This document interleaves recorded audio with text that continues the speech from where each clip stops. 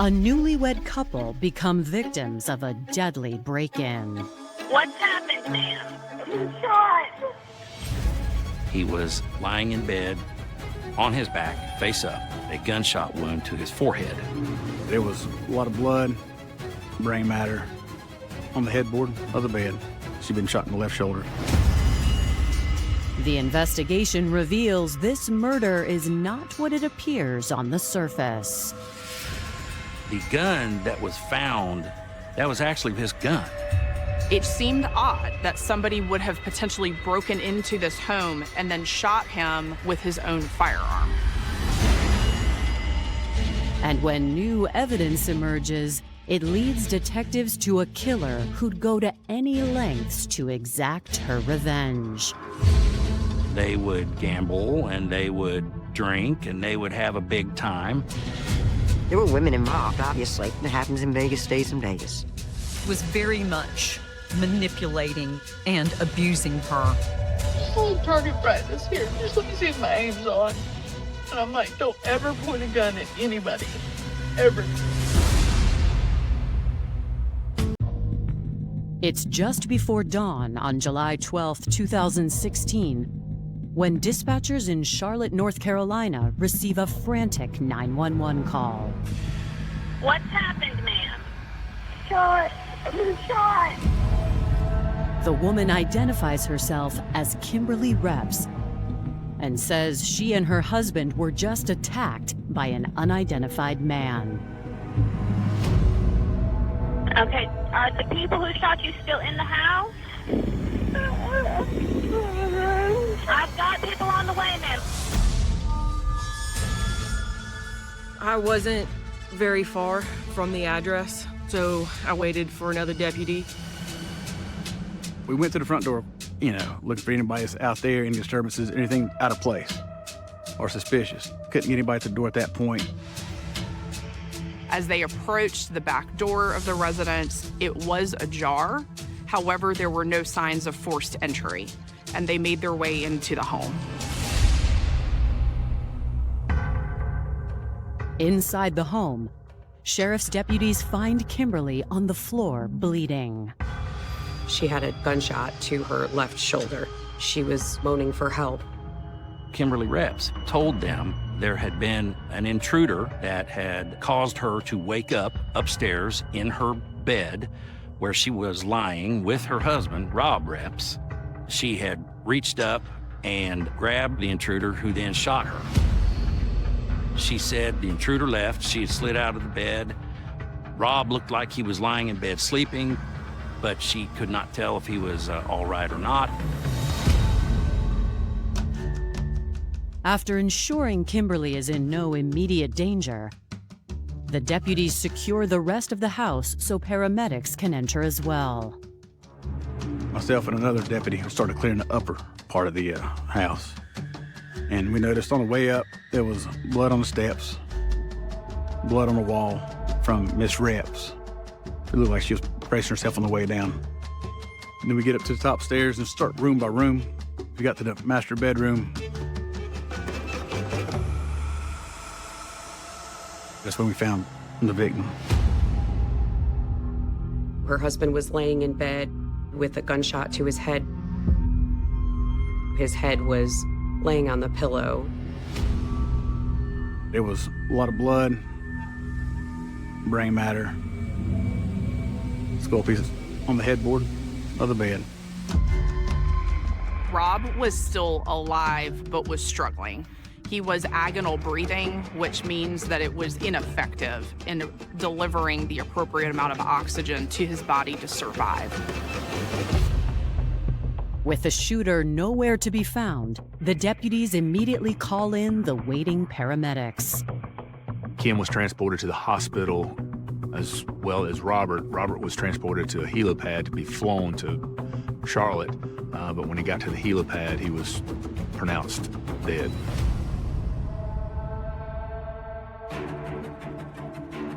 You don't know who these people are. You don't know their history.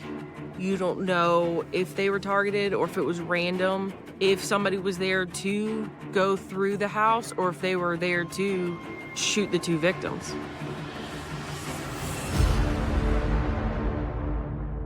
A tragic end when he was still a young boy. His mom passed away when he was 10 of cancer, and it affected him greatly. I think because he lost his mother so young, he needed to feel loved, and he needed everybody to love him.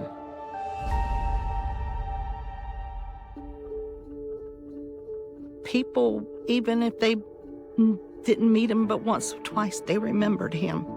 He was fun. He liked to make people laugh.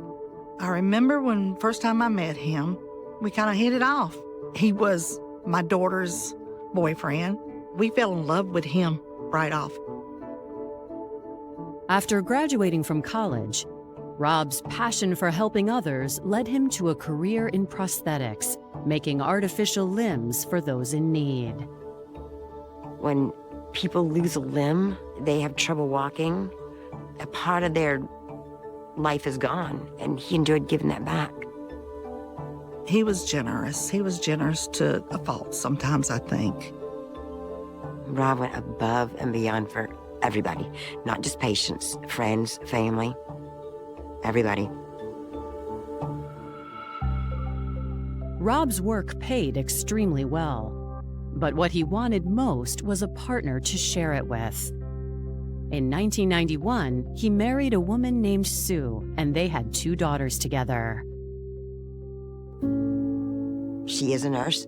He was a prosthetist, so they did a lot of working together and a lot of living together, and sometimes it's just too much. After they divorced, Rob committed to another long-term relationship with Lynn Roberts. He and I worked together. I did billing, he did the same thing, orthotic prosthetics. We got close quickly, and I moved in rather quickly. But after 13 years, they too parted ways.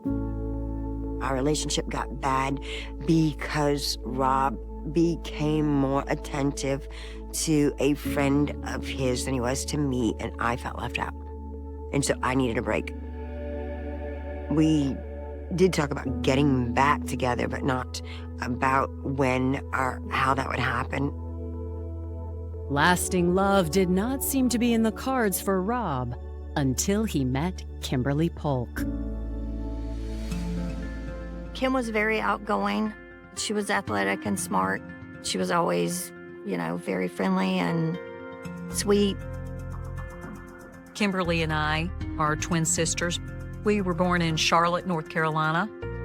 We were the 6th and 7th child. Growing up, our mom and dad did the best they could to provide for us. It was always a struggle financially, but we were loved.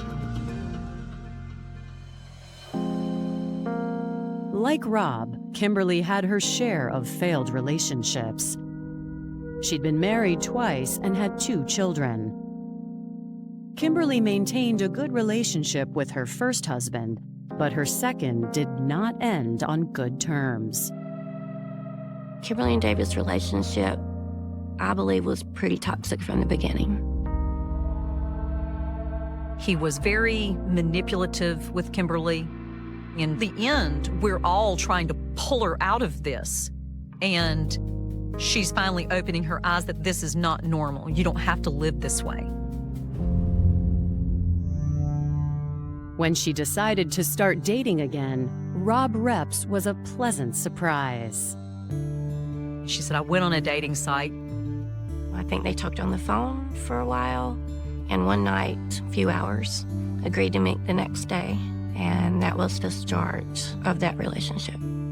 She fell very quickly for Rob. He made her feel like she was his angel. She was the one he had been looking for. In his 50s, Rob seemed to have everything: a lucrative and satisfying career and the perfect romantic partner. Rob kept telling Kimberly, well, if we're gonna get married anyway, let's just do it. Let's just go to the courthouse and do it. Now, after 6 months of marriage, Robert Reps has been found dead after an apparent break-in that left Kimberly wounded as well. We secured the scene. We really started digging into evidence and things around the house. One of the things the officers had noticed was a handgun laying in the floor. They marked it as evidence. Also, when EMS was removing Mr. Reps, another officer noticed a casing in the bedding and noticed a hole in the mattress. During CSI's initial investigation, they swabbed for DNA, they dusted for fingerprints. They processed the scene as a whole, looking for every piece of minute evidence.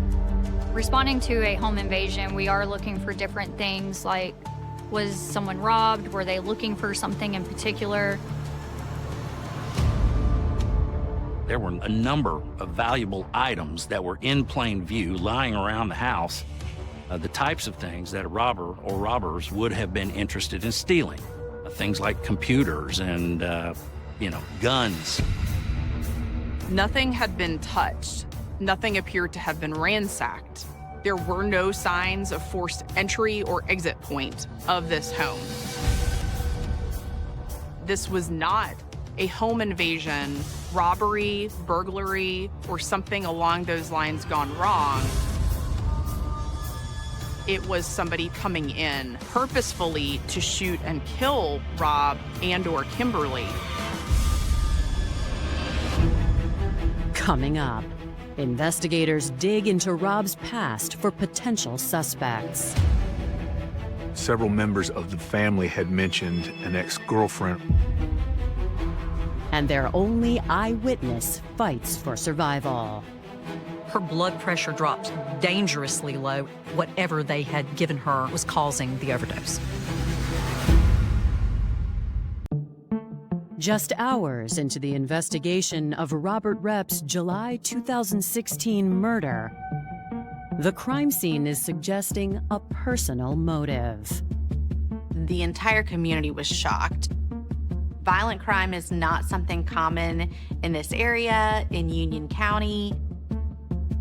Detectives visit the hospital in the hopes of getting more information from the surviving victim, his wife, Kimberly Reps. Her medical situation was stabilized well enough for investigators to begin talking to her and trying to determine what had happened. She described that she was going to sleep. She had woken up to a loud sound, to a white male suspect wearing all black and a black hat standing over her. She told officers that she sat up in the room and had reached out towards this person, and that's when she felt pain in her shoulder. Unfortunately, that's all Kimberly can remember. She says she didn't get a good look at the man who shot them. It was a real brief conversation with the investigators because the medical staff needed to go in and evaluate her condition. At this time, we knew we had to start looking for other evidence. We're going around and knocking on doors, talking to neighbors, see if anybody saw anything, anybody heard anything. The sheriff's office, in fairly short order, found a neighbor who had actually been outside around this time that the 911 call came in. He was exercising outside. That neighbor explained to detectives that he had not seen anyone coming or going during the time in question. Looking for possible leads, detectives turn to the couple's loved ones. When we're interviewing friends and family, one of the questions we ask always is what kind of relationship the two victims have. We found out that they had met on an online dating app approximately a year, maybe 9 months prior, and only been dating for 3 months before they decided to move in together and get married.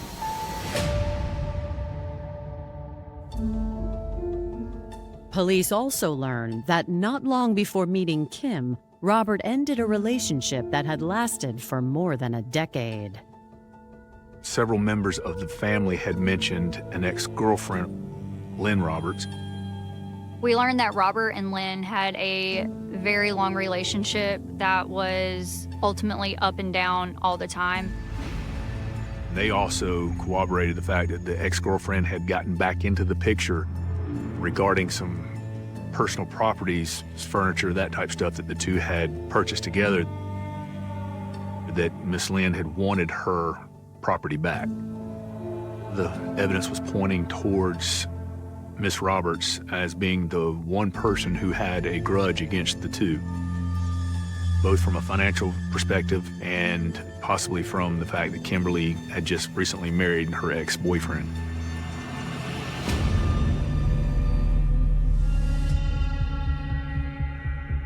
Police consider the possibility that she was involved in Rob's murder. I received a phone call from the Union County Sheriff's Department. They asked me on the phone what I knew about the shooting. And I'm like, I had no idea what they were speaking of. And eventually they told me that there had been an incident at Rob's home and that he was deceased. I couldn't talk. I couldn't stand. My daughter had to take the phone and speak to the officer and just let him know that they had to give me a few minutes. There's no way I could speak to them at that moment. Just believe. No way. Not Rob. When she regains her composure, Lynn says she'd never do anything to hurt her ex-boyfriend. During our interview with Miss Roberts, she described their relationship as a very loving relationship. He was very caring, very giving. The big issue they had between them was the alcohol. We both enjoyed life, and we both enjoyed drinking, and we both sometimes could be outspoken, and we both sometimes would argue. But I wouldn't have hurt Rob intentionally for anything on the earth. My son and Robert loved one another. Like a father-son relationship, mostly. Truly. Were there times that Rob was aggressive? Verbally, yes. Physically, no. Sometimes he would get right in your face and scream at you. So it was a great relationship until it wasn't. Things got too hard and we needed to take a break. While she admits she and Rob had their differences, she says she wasn't involved in the shooting.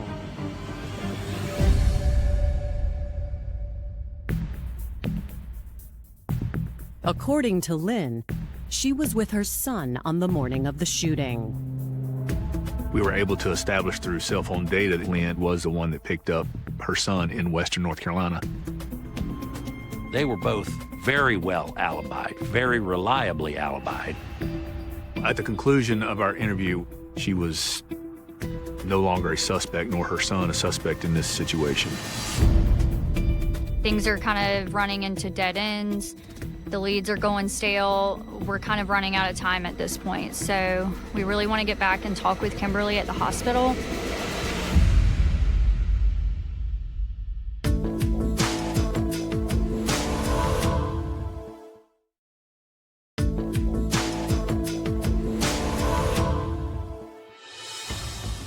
North Carolina police have ruled out their only two suspects in the shooting that killed Rob Reps and injured his wife, Kimberly. One day into their investigation, she remains hospitalized, and without her help, investigators know that finding the gunman will be a daunting task. We knew that this crime was a crime of compassion. It was not a property crime. We really wanted to speak to Kim and get her side of several of the situations that were going on here. That interview was delayed due to Kimberly having some sort of reaction or overdosing on opiates during her stay at the hospital. I spent the night with her that night. I don't know what was in her system that may have been reacting with whatever they were giving her.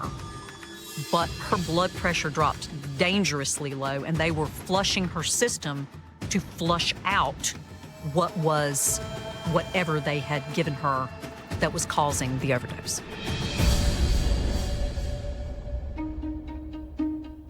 While they wait for Kimberly to recover, detectives return to Rob's loved ones to ask them about the newlyweds' marriage and any troubles they've been having. One of the big questions we ask is, what kind of person is Robert Reps? He was described as a Dr. Jekyll and Mr. Hyde. One of his close friends, in fact, told investigators that from 8 a.m. to 6 p.m. was one of the nicest guys that you could ever be around, but that when he began drinking in the evenings, that he would become belligerent and not a nice guy.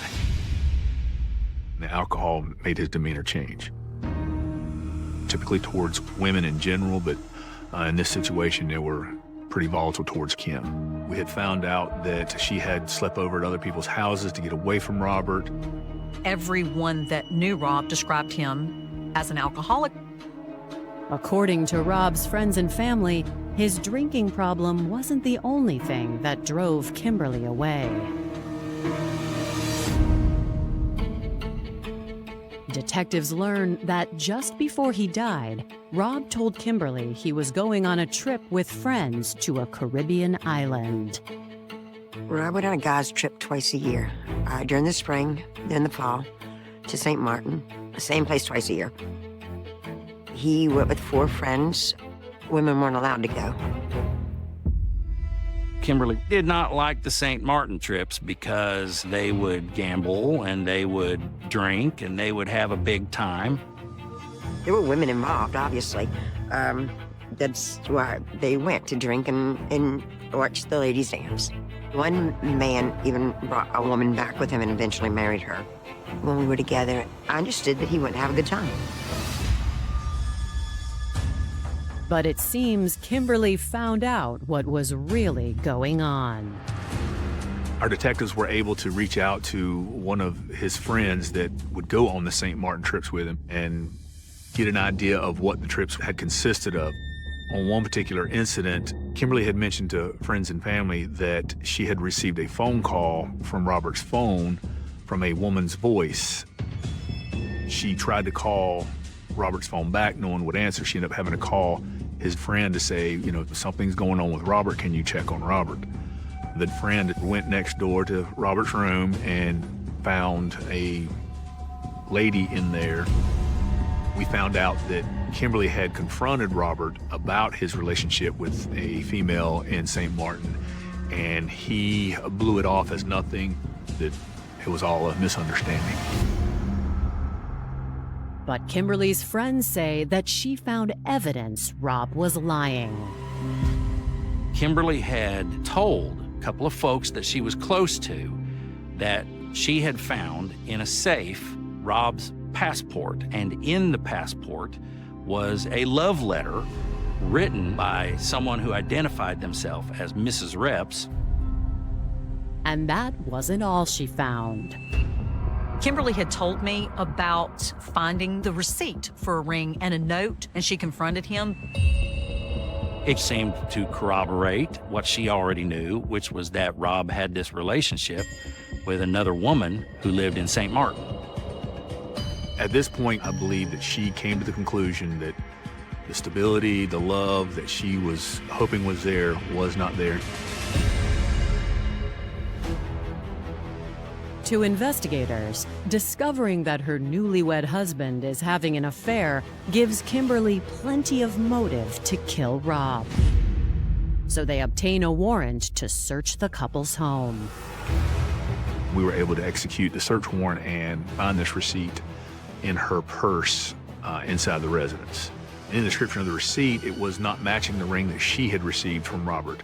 A lot of this evidence was pointing towards Kimberly being our suspect in this crime. Now we have a potential motive for the killing. They immediately decided that they needed to speak with her again whenever she was able to at the hospital. I believe she had, in her mind, no other way out of the relationship other than to kill her husband and stage a home invasion.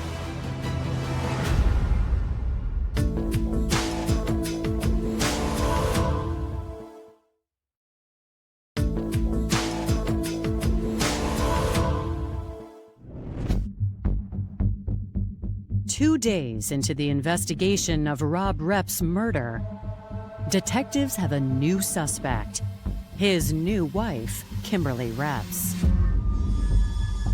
But they have no concrete evidence to disprove her story about an unidentified gunman. In her statement, she had mentioned that she had sat up and reached out towards the offender, and that's when she felt the pain in her shoulder. That's when she indicated she had gotten shot. To see if Kimberly's story stacks up, a forensics team examines the room where she says the shooting occurred. When CSI processed the scene and used a dowel rod to show the trajectory of the bullet going through the mattress, through the box spring, and through the floor, that indicated a straight up and down trajectory of the bullet. If Miss Kimberly was sitting up in the bed, it would not have gone straight down. It would have gone more of a parallel to the floor trajectory, not perpendicular. If it had gone through her shoulder the way that she had described it to us, then the bullet would have gone into the wall. So that did not match what she was telling us. The ballistics report on the firearm found at the scene provides further clues. The gun that was found in the house turned out to be the murder weapon. That was actually Rob Reps' gun. The ammunition in the gun and the shell casings that were found actually matched with a box of ammunition which was found in the house. But it seemed odd that somebody would have potentially broken into this home and then shot Rob with his own firearm. That was just very implausible. The report also contains another strange finding. After processing the firearm, it was noted that the casing was still in the gun. A shell is typically ejected to the right and to the rear. It will sometimes stick and get stuck there. They call that a stovepipe. What that's indicative of, particularly with Glocks, is it's indicative that there was not a firm grip on the gun at the time that it was discharged. So one of two things either happened. The gun didn't function fully, or she was the one that actually held the gun in her hand and, without a good solid grip, pulled the trigger. The trajectory of the gun, trajectory of the round, based off of the dowel rod, showed that it was a downward projection. For someone to shoot themselves in a downward projection, they would not be able to hold that gun in a good shooting grip. Our theory was that she had shot herself in order to make it appear that she was also a victim of some sort of home invasion.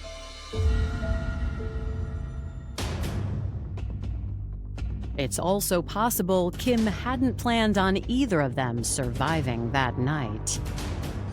Maybe she was trying to kill herself, trying to commit suicide. In the attempt to shoot herself, to take her own life, she shot herself in the shoulder. So to justify the situation, to get help for herself, she called 911 and reported a home invasion. What's happened, ma'am? I'm shot. We needed Kimberly to answer questions that we had regarding the inconsistencies in the evidence. There were quite a few discrepancies between her story given at the hospital and the physical evidence in the case, and she needed to be confronted with those. I told her sister that it was imperative that we spoke to her and asked could she bring her to the Union County Sheriff's Office for an interview before she had to take any medication. We wanted to make sure that she was able to speak to us in a lucid manner. Coming up, detectives confront Kimberly. I said, that is not what happened. And I showed her the ballistics. And she offers up a shocking new portrait of Robert. I believe he was evil and dark and I believe she barely survived Rob Reps.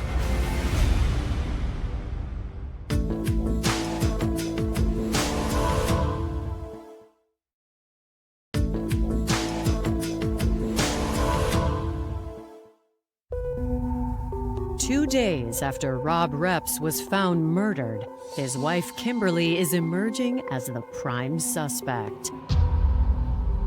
When Kimberly showed up to the sheriff's office for the interview, she was willing to help out because at the point, she was still a victim in the situation. She didn't realize she was a suspect. Investigators begin by asking Kimberly about her relationship with Rob. When she was talking about Robert in the interview, she actually referred to him as a Prince Charming. When the interview turns to the night of Rob's murder, Kimberly sticks to her original story. By this time, the detectives had done enough investigating that they were already very suspicious of her and started confronting her about specific aspects of her story. One of the things she kept reiterating on was that she had sat up in the bed and she reached out with both hands. And I used the other detective as a role model. I said, please show me on this detective how you had done it. I told Kimberly, I said, that is not what happened. And I showed her the ballistics. I showed her the trajectory. And I could see in her that she was coming to the realization that her story was not going to hold water. I tried my best to console her, to comfort her, and get her to understand that, you know, the truth is going to come out. She was defensive, but she was understanding, and she admitted to shooting her husband and then shooting herself.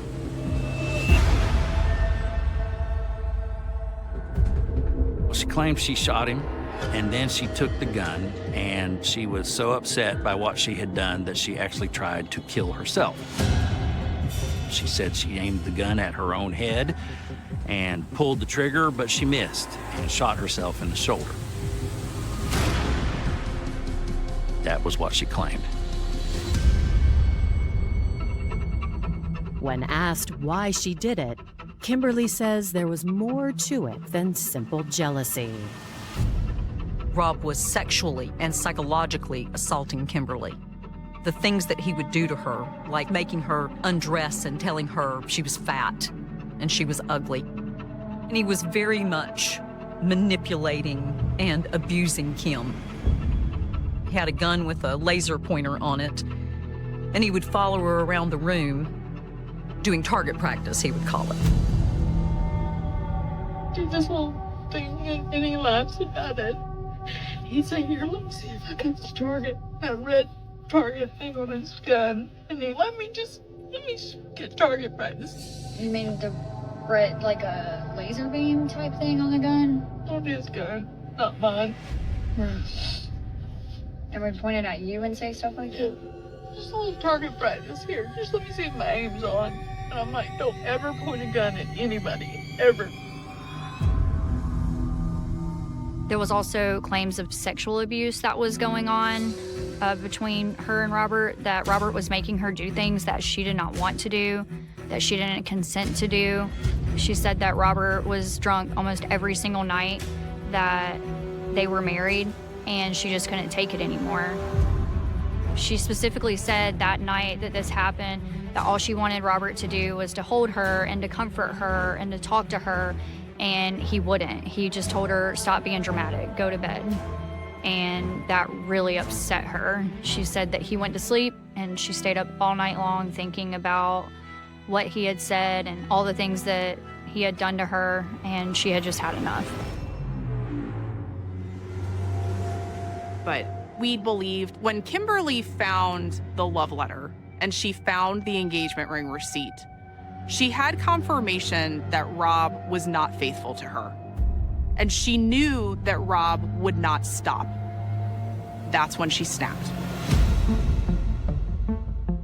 After the interview was completed and everything was laid out there on the table, we had a better understanding of what actually happened. We informed Kim that she was being charged with first-degree murder. When I drove Kimberly to the Union County Sheriff's Department, nothing in my heart or mind would have ever believed that Kimberly would have done this. And when the detective came out and told me, Kimberly broke down and said that this is what happened.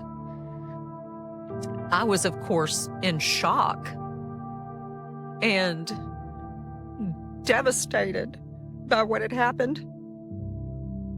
When we're dealing with especially a woman who is claiming prior domestic violence, we have to consider how a jury would look at that information. The jury may compromise because they feel sympathy or empathy toward the defendant. We were very concerned that that would happen here.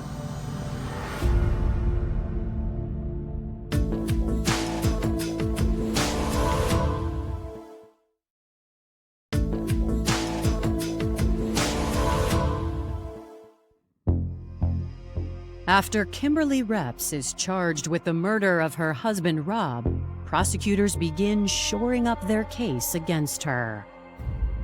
They know her claims of abuse will likely become the core of her defense at trial. The Kim that I knew was not a person that would do that unless it was self-defense. There's no way that she would have just taken somebody's life. I was genuinely afraid of Rob. When she said she had no other way out of the relationship, I believe she was implying that it was because of the physical and mental abuse that she was receiving. But based off of all our interviews with other family members and friends, that there was no evidence of physical abuse. We saw no reports in our 911 system in regards to Kim claiming Robert was assaulting her. She got transported to the hospital a couple of times for falling down, but she had vertigo. The 911 call records didn't indicate any kind of domestic violence or violence at all at the home. I know the signs of abuse. I do. And I never once seen it with Rob. We take domestic violence very, very seriously. It is a real problem. It is a real issue. There are domestic violence abusers out there. There are victims.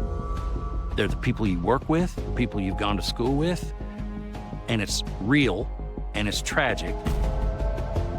We never found any evidence at any time in the entire investigation that would have supported the idea that Rob Reps had abused Kimberly Reps. Rob's autopsy report provides further evidence that Kimberly wasn't being entirely truthful. We were getting this whole, like, he's an alcoholic thing. And then we're simultaneously learning that his blood toxicology is 0. He has no alcohol in his system at the time of death. Despite these inconsistencies, prosecutors are concerned that Kimberly's allegations might be enough to sway the jury. If she had claimed that she suffered from diminished capacity, that's an affirmative defense in North Carolina based upon some sort of PTSD, she might be able to put some of these things in front of the jury in order to garner sympathy. Instead of risking exoneration, the state decides to offer Kimberly a plea deal. We discussed in detail this plea offer with Rob's family, specifically Rob's 2 adult daughters. When we discussed the risks of going to trial, Rob's family accepted that pleading to second-degree murder would be some semblance of justice for their family and would provide closure. One of the factors that made them comfortable with the idea of a plea was the fact that she's gonna be old and gray when she gets out of prison. On the eve of trial, just a week or so before, she pled to second-degree murder in lieu of first-degree murder, and she was sentenced to 20 to 25 years. Do I believe that justice was served in my sister's case? Absolutely not. But it wasn't for me to decide. That should have been left up to a jury to decide. He got dead, and she got 20 to 25, so she gets to have a life when she comes home. It's not justice, no. She should have spent the rest of her life in jail. You have two suffering families here. You have Robert's family, who's suffering from the loss that was unnecessary, a loss that could have been prevented. And then you have the family of Kimberly, who's now having to live with this. I believe he was evil and dark, and the darkness that she was enduring with all of the physical things that were happening to her at this time, she didn't stand a chance. Kimberly is a survivor, and I believe she barely survived Rob Reps. What stands out most about this one is that someone who claimed to love another can put a bullet in his head in their marital bed. That takes a lot. This was her exit. Instead of just walking out the door, it's crazy.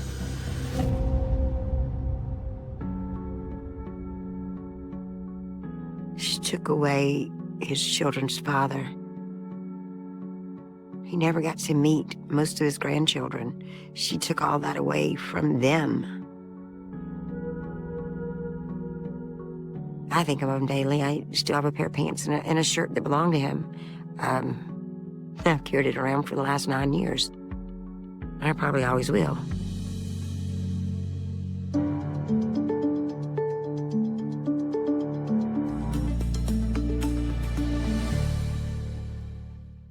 Subsequent forensic analysis and the recovery of the actual murder weapon quickly clarified its role. We knew it wasn't a murder weapon because we had the murder weapon indicating that the initial firearm used in the shooting had already been secured. But the mere presence of another weapon, casually stored in a backpack, was highly notable. But the discoveries of firearms continued, progressively painting an even more complex, indeed alarming, picture for the seasoned investigators. They also found another firearm in the pantry of the kitchen. The cumulative presence of multiple weapons, strategically, almost casually, placed within a home where a fatal shooting had just occurred, immediately raised profound suspicions among experienced law enforcement personnel. It was a red flag for law enforcement that this home was almost emptied, and yet there were 3 firearms, an investigator reflected, highlighting the striking incongruity between the apparent state of the house, suggesting an imminent move, or perhaps a sudden departure from the premises, and the concentrated presence of lethal weaponry. The general sparsity of the house's furnishings, coupled with this unusual concentration of firearms, began to strongly suggest a pre-existing state of readiness, a pronounced preparedness for, or perhaps even an expectation of, a violent confrontation. The fact that there was nothing else in the house seemed to indicate that maybe they were expecting a problem, the investigator concluded, a chilling hypothesis that subtly but powerfully shifted the interpretative framework of the situation from one of purely reactive self-defense to one potentially tinged with premeditation or, at least, proactive preparation for conflict. Further diligent investigation meticulously revealed the clear chain of ownership for these weapons. One of the firearms belonged to Ashley's mother, and 2 of the firearms belonged to Ashley, directly linking Ashley to multiple potential weapons, further adding to the growing complexity of her evolving narrative and her claimed vulnerability. Perhaps one of the most crucial, indeed profoundly telling, pieces of objective forensic evidence emerged concerning the victim himself, directly and powerfully challenging any narrative of him as an imminent, armed, or lethal threat. Doug was absolutely unarmed, the investigator emphasized with categorical certainty, leaving no room for doubt. He had no guns or weapons of any kind on his person.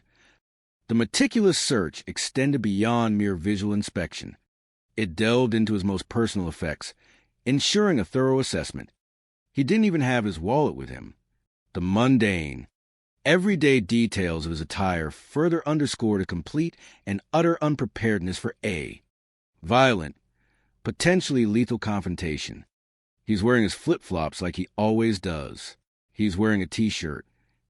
This image of Doug, casually dressed in everyday wear, without even a basic personal item like a wallet, and crucially, without any discernible means of self-defense, stood in stark and undeniable contrast to the potential need for lethal force as described in a classic, justifiable self-defense scenario where an aggressor poses an armed threat. He doesn't have anything on him, nothing to defend himself, the investigator concluded, delivering a damning blow to any assertion that Doug represented an immediate, armed, mortal threat requiring Ashley's drastic and lethal use of firearm.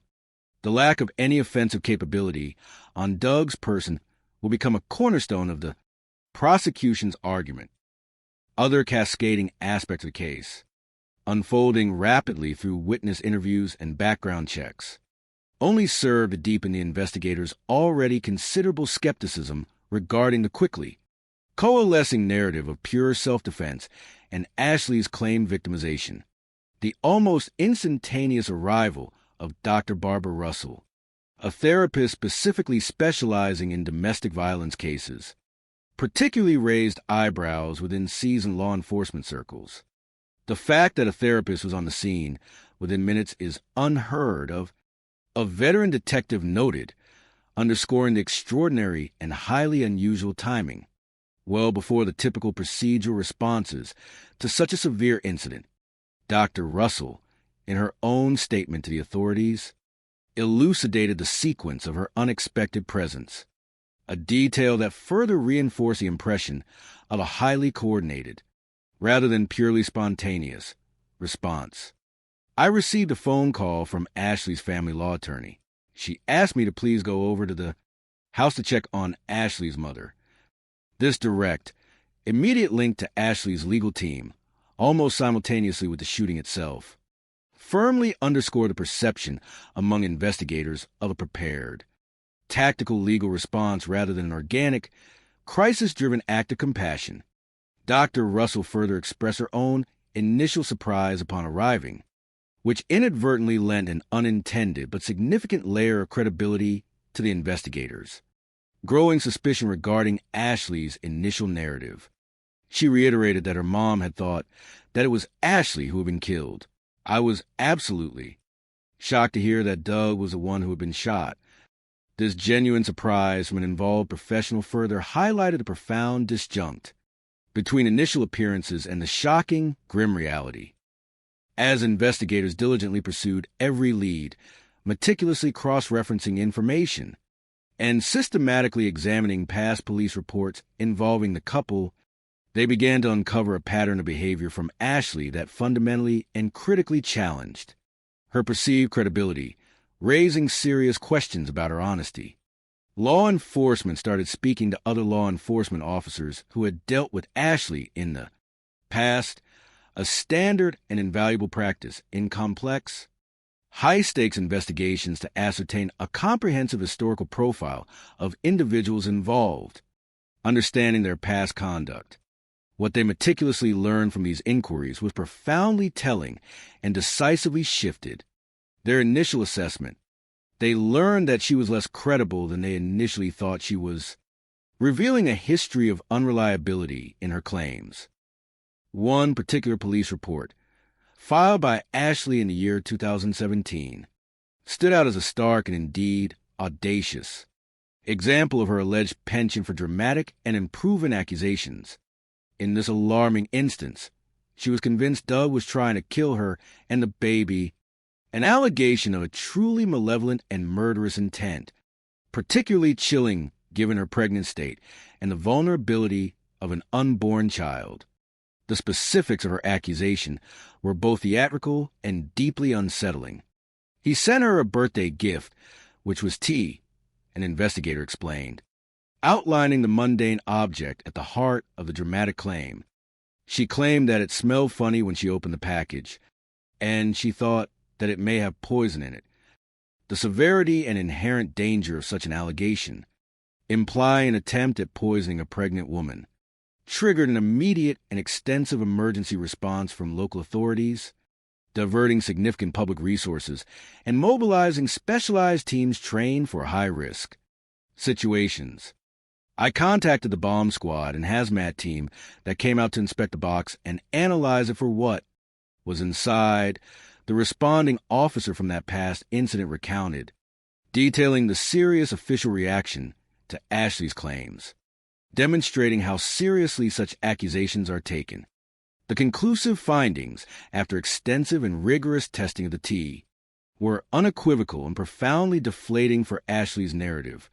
Ultimately, they'd find that there was nothing malicious about this package of tea. The tea, conclusively, was simply tea, an innocuous gift. Ashley's reaction to this definitive scientific debunking of her sensational claim was highly illuminating and deeply concerning to the investigators. Ashley was not happy that law enforcement was not going to arrest Doug. Her discontent, rather than relief, suggested not a citizen whose fears were assuaged, but a frustrated manipulator whose carefully constructed narrative had failed to yield the desired legal consequence. The meticulous re-examination of Ashley's startling tea poisoning allegations, viewed through the chilling new lens of a fatal shooting, forced investigators to consider a profoundly disquieting possibility. Their primary analytical question now morphed into whether Ashley's tea poisoning allegations were intended to serve a different purpose. Looking back at the totality of her behaviors, the pattern that began to emerge strongly suggested a deliberate and carefully calculated strategy of systemic fabrication and emotional weaponization, rather than genuine paranoia or legitimate fear. Looking back at everything, it seemed she was trying to show everybody that he was such a bad person and that he would try to do this to her and the baby. An investigator perceptively speculated, beginning to formulate a coherent hypothesis of intentional, long-term manipulation designed to discredit Doug. This specific incident, once dismissed as an unusual misunderstanding or severe overreaction, now appeared to be an early, audacious, and somewhat theatrical attempt by Ashley to establish a fabricated narrative, to create a public and institutional record of Doug as a dangerous, malevolent individual capable of even attempted murder, thus building a case against him piece by piece. The detective directly involved in that earlier incident succinctly summarized his enduring impression, which had now proven chillingly prophetic. At the conclusion of the interview with her that day, I definitely was left with the impression of, there's something going on here on both sides of this. Maybe she's not being 100% truthful. This nascent doubt, first seeded years prior by Ashley's theatricality and unsubstantiated claims, had now blossomed into full-blown, justified suspicion, informing the entire trajectory of the murder investigation and leading to a complete reevaluation of her character and motives. As the narrative unfolded, meticulously revealing layers of marital discord and escalating accusations, Doug's loved one stepped forward, eager to offer a vastly different perspective on his character and the specific circumstances surrounding his death. The contrast between their deeply personal accounts and Ashley's pervasive, dramatic allegations was stark, almost jarring, highlighting a profound divergence in their understanding of the man. Coming up, Doug's loved ones cast further doubt on the circumstances of his death. These individuals, who had known Doug intimately for decades, who had shared his triumphs and sorrows, painted a consistent portrait of a man entirely at odds with the abusive figure Ashley meticulously described. Doug was being accused of things that were impossible, that he would never ever in a million years do, a family friend emphatically stated, his voice ringing with a profound sense of disbelief and offense at the emerging accusations, as if hearing an entirely foreign description of their loved one. To them, Doug was not the controlling, violent aggressor of Ashley's narrative, but rather a loving man that took care of other people, a generous and compassionate individual. This consistent counter-narrative, offered by multiple, credible sources from his inner circle, created a powerful and undeniable dissonance with Ashley's claims, forcing investigators to question the veracity of her entire story. Indeed, her entire manufactured history of alleged abuse. All information that I got was a very different picture than one that Ashley had painted. A detective observed, acknowledging the increasingly bifurcated and irreconcilable understanding of Doug's fundamental character. According to those closest to Doug, the situation was fundamentally reversed. Ashley was not the victim she meticulously portrayed to law enforcement and the public, but rather, she herself was a problem, a source of constant conflict, emotional volatility, and cunning manipulation. His older daughter, Eva, shared her profound and deeply personal insights with investigators, detailing how tensions within their household began almost immediately after Ashley had integrated herself into their lives, swiftly becoming a disruptive force. Eva vividly recalled Ashley's unsettling behaviors, describing an almost infantile emotional volatility that undermined any sense of peace. She said that Ashley would throw tantrums and seem jealous of Eva, painting a disconcerting picture of a household fraught with rivalry and thinly veiled emotional manipulation. The alleged jealousy, Eva recounted, extended far beyond mere superficial competition for attention, reaching into the fundamental, almost sacred bond between father and daughter. She didn't want Doug to choose Eva over her, indicating a deeply possessive and insecure personality trait. Eva's deeply unsettling testimony, however, revealed far more disturbing and insidious patterns of behavior than mere jealousy. She bravely confided in investigators that Ashley's relentless jealousy and possessiveness extended even to the revered and cherished memory of Eva's tragically deceased mother, Renee. Ashley came in, and she wanted to get rid of Renee. Eva recounted with a chilling sense of affront and bewilderment, describing a profound and disturbing agenda.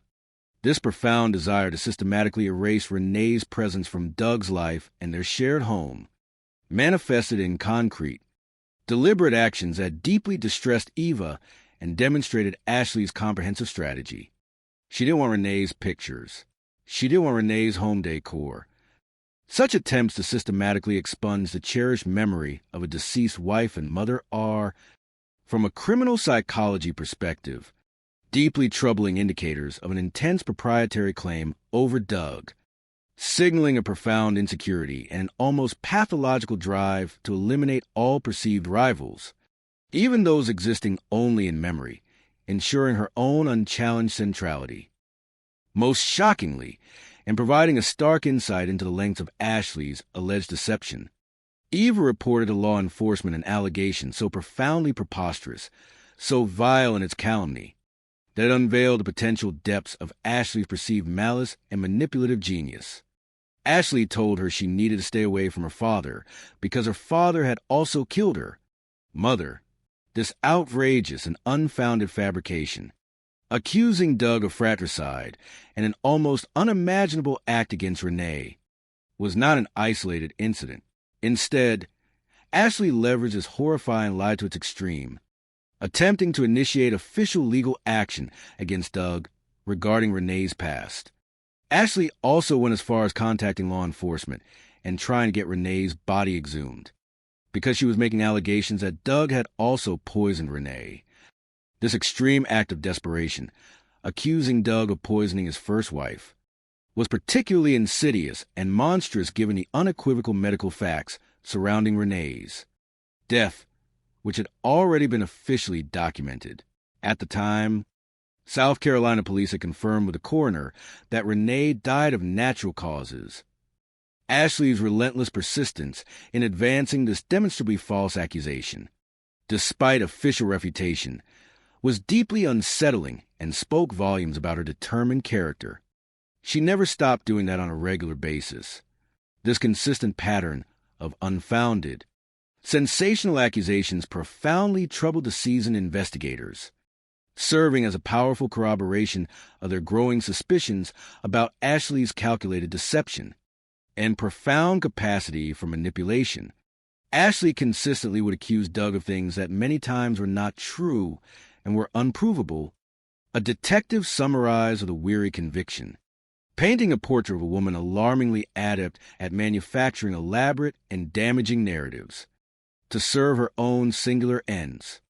The meticulous groundwork for her eventual self-defense claim was being laid years in advance, piece by insidious piece.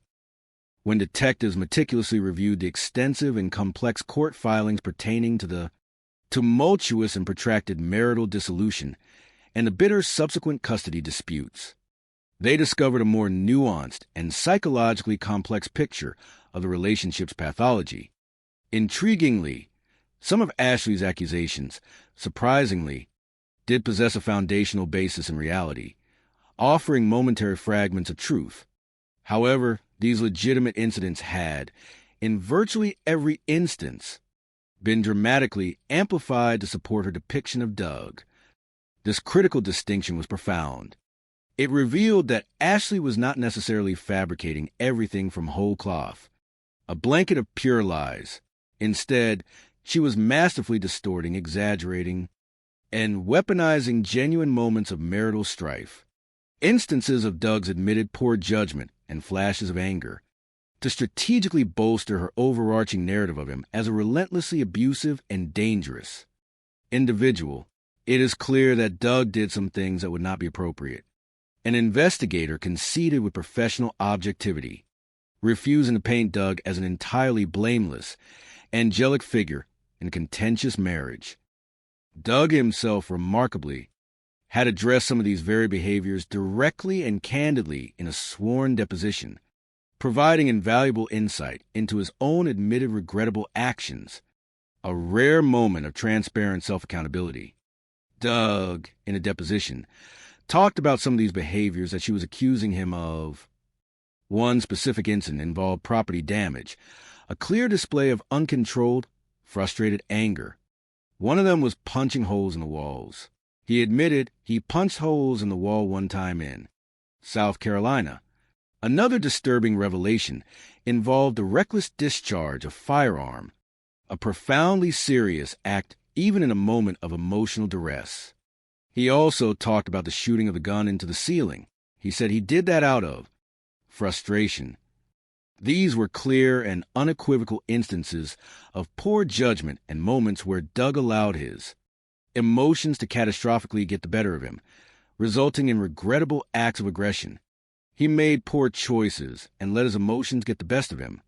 However, the investigators also emphasized a critical and morally profound distinction between these regrettable past actions and the ultimate, irreversible act of lethal force. But those things not only were separated in time, but still don't warrant Ashley's shooting and killing him years later. The acknowledged moments of Doug's aggression, while certainly inappropriate, deeply regrettable, and indicative of significant marital discord, did not, in the professional judgment of law enforcement and through the rigorous lens of legal justification, constitute a direct, immediate, and mortal threat that would rationally justify the premeditated, lethal use of force years later, especially under the very specific and forensically contradictory circumstances observed at the actual crime scene. The passage of time and the context of the actions made a crucial legal and moral difference, rendering the justification for lethal force highly questionable. The precise timing of Ashley's most sensational and ultimately discredited accusation, the alleged poisoning with tea, garnered particular and intense investigative interest as detectives sought to establish a chronological pattern of her manipulative behaviors, tracing the arc of her strategic deceptions. This significant incident occurred in the spring of 2018. Critically, just prior to this dramatic event, Doug had reached out to his legal team, signaling his proactive intent to engage constructively in the relationship's rapidly approaching new phase, the impending birth of their child. Doug reached out to my law firm to set up an appointment to discuss options for reaching out to Ashley because he and Ashley were getting ready to have their baby. His attorney recounted, her words emphasizing Doug's genuine desire for paternal involvement and responsibility. This specific contextual detail was crucial. It indicated that Doug was actively attempting to establish a connection and claim his rightful involvement in the impending birth and the life of his unborn child, not to abandon them. Ashley's reaction to this, viewed retrospectively and through the accumulating evidence, was immediate, dramatic, and overtly strategic. She went into Tampa General Hospital the very next day after she got my email. Once admitted to the hospital, her narrative was clear, alarming, and aimed squarely at isolating Doug from their child, creating a fabricated basis for exclusion. Ashley tells the nurses she's been poisoned and that she wants to deliver her baby. This dramatic self-reporting, steeped in false accusations against Doug, culminated in an expedited medical procedure. She ultimately ends up getting induced and then delivering her daughter. The rapid delivery, following such sensational claims, became part of her narrative of victimhood and perceived immediate danger from Doug. The subsequent actions Ashley took regarding her newborn daughter further solidified the investigative theory of a carefully orchestrated, systematic manipulation designed to assert absolute control and legally distance Doug from the child. Ashley not only doesn't put a father down on the birth certificate, she also doesn't give their daughter Doug's name. These were not mere oversights born of oversight or postpartum confusion, but deliberate and highly consequential legal choices that fundamentally impacted Doug's legal and paternal rights, systematically attempting to erase his connection and recognition as the child's father. It became chillingly clear to investigators that Ashley used the alleged poisoning to keep Doug from seeing the child for 6 months until he took her to court. This protracted and legally unjustifiable denial of access to his own child, based on fabricated threats, forced Doug into an arduous, expensive legal battle merely to establish and defend his fundamental paternal rights, demonstrating Ashley's tenacity in preventing his involvement. The judge presiding over the bitter and prolonged custody dispute, after meticulously reviewing all presented evidence, including the investigative findings on the thoroughly debunked poison tea claim, rendered a critically significant judgment regarding Ashley's overall credibility. The judge, after hearing the evidence, said that there was no evidence that there was any poisoning and that Ashley was not a credible witness. This unequivocal judicial pronouncement, systematically casting severe doubt on Ashley's truthfulness in an official legal setting, represented a profound turning point in the family's prolonged disputes and, crucially, served as a highly incriminating piece of historical evidence for the subsequent murder investigation, stripping her of the aura of victimhood she sought to cultivate. This judicial determination directly counteracted Ashley's desperate efforts to maintain sole control, leading to a ruling that affirmed Doug's rights. And she ends up giving Doug visitation with his child. Ultimately, they had to figure out time sharing and work out co-parenting on the weekends. This was a significant legal setback for Ashley, a direct challenge to her control. Over the ensuing 2 years, as Doug and Ashley were reluctantly compelled by court order to navigate the inherent complexities of co-parenting, often a challenging enough endeavor even under amicable circumstances, Ashley's pattern of escalating accusations became increasingly stark, desperate, and even audacious, demonstrating a relentless determination to regain full control. Initially, she said he was doing abusive things to her, an investigator summarized, recalling the initial self-serving focus of her claims of personal victimhood. And then, when that didn't work, she changed to abusive behaviors towards a child. This calculated and deeply disturbing shift in the target of her allegations, from herself to their shared daughter, represented a severe and morally reprehensible escalation. Such claims invariably trigger the most rigorous and immediate attention from law enforcement, involving specialized child protection units. A stark truth Ashley undoubtedly understood and was exploiting. Law enforcement takes domestics very serious, the detective emphasized. Claims of abuse against children, they investigate these cases to their fullest, deploying all available resources to verify or refute such grave charges with the utmost diligence. However, despite the intense scrutiny and comprehensive investigations triggered by these profoundly serious allegations. The diligent efforts of multiple agencies consistently yielded the same result, undermining Ashley's claims. We found there was never any evidence that Doug did any crimes against the child. To the seasoned investigators, this consistent absence of any corroborating evidence for child abuse, particularly after such exhaustive inquiries and extensive efforts, strongly suggested a profoundly disturbing and deeply manipulative motive behind Ashley's relentless campaign of accusation. To investigators, it suggests Ashley was willing to do anything to retain sole custody of their child. The detective concluded, his voice heavy with a grim realization of her unwavering, almost pathological, intent. She was hell-bent and was willing to make almost any allegation she could to make that happen.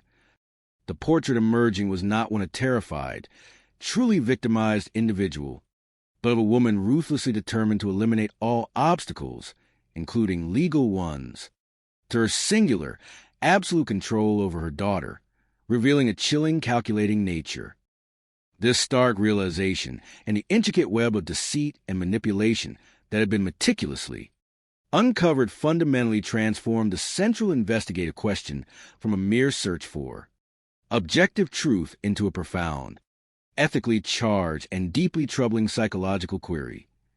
Was she fearing for her life, or was she executing a thorough plot to start her own life without Doug in the picture now? The meticulously documented, long-term pattern of false allegations, coupled with the critical absence of any immediate, demonstrable physical threat to Ashley at the actual crime scene, began to coalesce, painting an increasingly sinister and highly incriminating picture for the investigators. Detectives investigating Doug Benefield's tragic death now believed with growing conviction, supported by compelling circumstantial evidence and behavioral analysis, that Ashley Benefield might indeed be attempting to cover up a carefully constructed murder plot, a scheme that had been meticulously, albeit subconsciously or consciously, years in the making, and time for a crucial moment. Their suspicions were definitively affirmed and given a chilling specificity when they consulted with Doug's attorney, an individual intimately familiar with the protracted, bitter legal struggle for custody. The attorney delivered a critical, indeed devastating, piece of information, a bombshell that inextricably linked the shooting to a powerful, immediate, and utterly compelling motive, providing the final, grim, and clarifying piece of the investigative puzzle. September 30th, just 3 days after the homicide occurs, there was a hearing scheduled with a family law judge to find out if Doug gets more custody of this child. The attorney revealed, her words imbued with a tragic awareness of the causal chain now visibly connecting the shooting to this imminent court date. They were going to go back before this judge, who seemingly did not believe anything Ashley said. This was the crucible, the impending legal confrontation, the precise judicial tipping point that Ashley, having systematically exhausted all other avenues of obstruction, defamation, and accusation, clearly feared above all else, more than anything. This imminent hearing represented an undeniable, credible threat to her absolute, singular control over their daughter, a prospect she had fought tooth and nail, by any and all means necessary, to prevent for years on end. It was a moment of ultimate leverage or ultimate defeat. The timing of the shooting, therefore, ceased to be merely coincidental. It became devastatingly, horrifically incriminating, transforming mere suspicion into compelling motive. Ashley's inability to manipulate the courts any further, combined with the crushing burden of a looming judicial decision that would undoubtedly favor Doug, given the judge's established and vocal skepticism of her past claims, pushed her to a precipice from which she evidently saw no other escape, no other means to secure her desired outcome. The phrase, "she didn't know what else to do," uttered by someone close to her and offered as a potential explanation for her actions, was viewed by seasoned prosecutors as less a genuine justification born of terror and more a desperate, self-serving rationalization for an ultimate, irreversible act of violence born of frustration and impending legal defeat. I think it just got to that point where she snapped, was the interpretation often presented. However, the prosecution would meticulously argue that a snap born profound legal frustration and impending loss of control, a breakdown under pressure of her own making, differs fundamentally and morally from a snap born of immediate, terror-inducing self-preservation in the face of an unavoidable mortal threat. This critical distinction became the very fulcrum upon which the prosecution's entire case would hinge, guiding the jury's understanding of intent. When faced with a complex legal battle involving self-defense claims versus a charge of homicide, particularly when there is only one direct, undisputed account of the fatal events, that of the shooter, the task of establishing truth beyond a reasonable doubt becomes incredibly arduous and demanding. When there's only one side of the story, it makes it an incredibly tough job to argue self-defense versus homicide, a seasoned legal expert acknowledged, emphasizing the inherent evidentiary challenge that defense attorneys exploit. To overcome this critical narrative imbalance and to prove their case beyond a reasonable doubt, detectives instinctively understood the paramount necessity of hard evidence, the immutable facts that transcend subjective emotional testimony and stand as irrefutable truth. They would need to construct an undeniable counter-narrative built on rigorous scientific principles and unyielding forensic certainty. The most critical pieces of that hard, objective evidence emerged from a painstaking and rigorous forensic analysis of the crime scene and, crucially, from Doug Benefield's body itself, speaking the silent language of scientific fact. They took Doug's shirt from the crime scene and analyzed that shirt for any residue from a bullet or gunpowder, a meticulously critical step in ballistics and distance analysis that provides crucial information about the shooting event. The findings from this exhaustive forensic examination were starkly definitive and highly significant for the defense's claims. There was no stippling found on either the clothing or the body of Doug Benefield. Stippling, for the uninitiated, is the unmistakable pattern of unburned or partially burned gunpowder particles, as well as soot, that impact the skin or clothing when a firearm is discharged at extremely close range, typically within an arm's length or slightly more. Its complete absence was not a minor detail. It was an irrefutable and profoundly powerful indicator of the minimum distance between the firearm and the victim at the precise moment of discharge, based on the compelling and conclusive lack of any stippling. The forensic experts were able to make a critical determination regarding the distance from which the shots were fired. They were able to determine that the firearm was potentially 6 feet away from his body. This finding alone dramatically, indeed catastrophically, undermined Ashley's anticipated self-defense narrative, which would almost invariably depict a desperate struggle at incredibly close quarters, hand-to-hand combat where distance is eliminated. If Doug were coming at Ashley, you would think they would be much closer than 6 feet. A detective reasoned with stark common sense, highlighting the vast and undeniable discrepancy between the physical evidence and the expected dynamics of a life-or-death struggle fought within arm's length, where proximity is inherently unavoidable. The physical facts simply did not align with a close-quarters struggle. Further, unassailable forensic clarity was provided by Doug's autopsy report, which offered irrefutable information regarding the precise trajectory of the fatal bullet within his body. The trajectory of the fatal bullet was from the right side of Doug's chest. An investigator announced, detailing precise path of destruction wrought by the projectile. This specific entry point, this particular angle of impact, carried profound and deeply damning implications for accurately interpreting the dynamics of the shooting. This likely indicated that he wasn't coming directly at her in the sense of an attack. The investigator posited, systematically dismantling the foundational premise of a self-defense claim where an aggressor is, advancing head-on, directly threatening the shooter. Instead, the angle of the bullet strongly suggested a different scenario, one far removed from a frontal assault. He was probably turning around. This scenario implied that Doug might have been in the process of attempting to disengage, to flee the confrontation, or simply had his back or side partially turned to Ashley at the precise, fatal moment of impact. This collection of unequivocal forensic details, both the telling lack of stippling and the precise bullet trajectory, converge powerfully to unequivocally put into question whether or not her use of lethal force was actually necessary in that moment.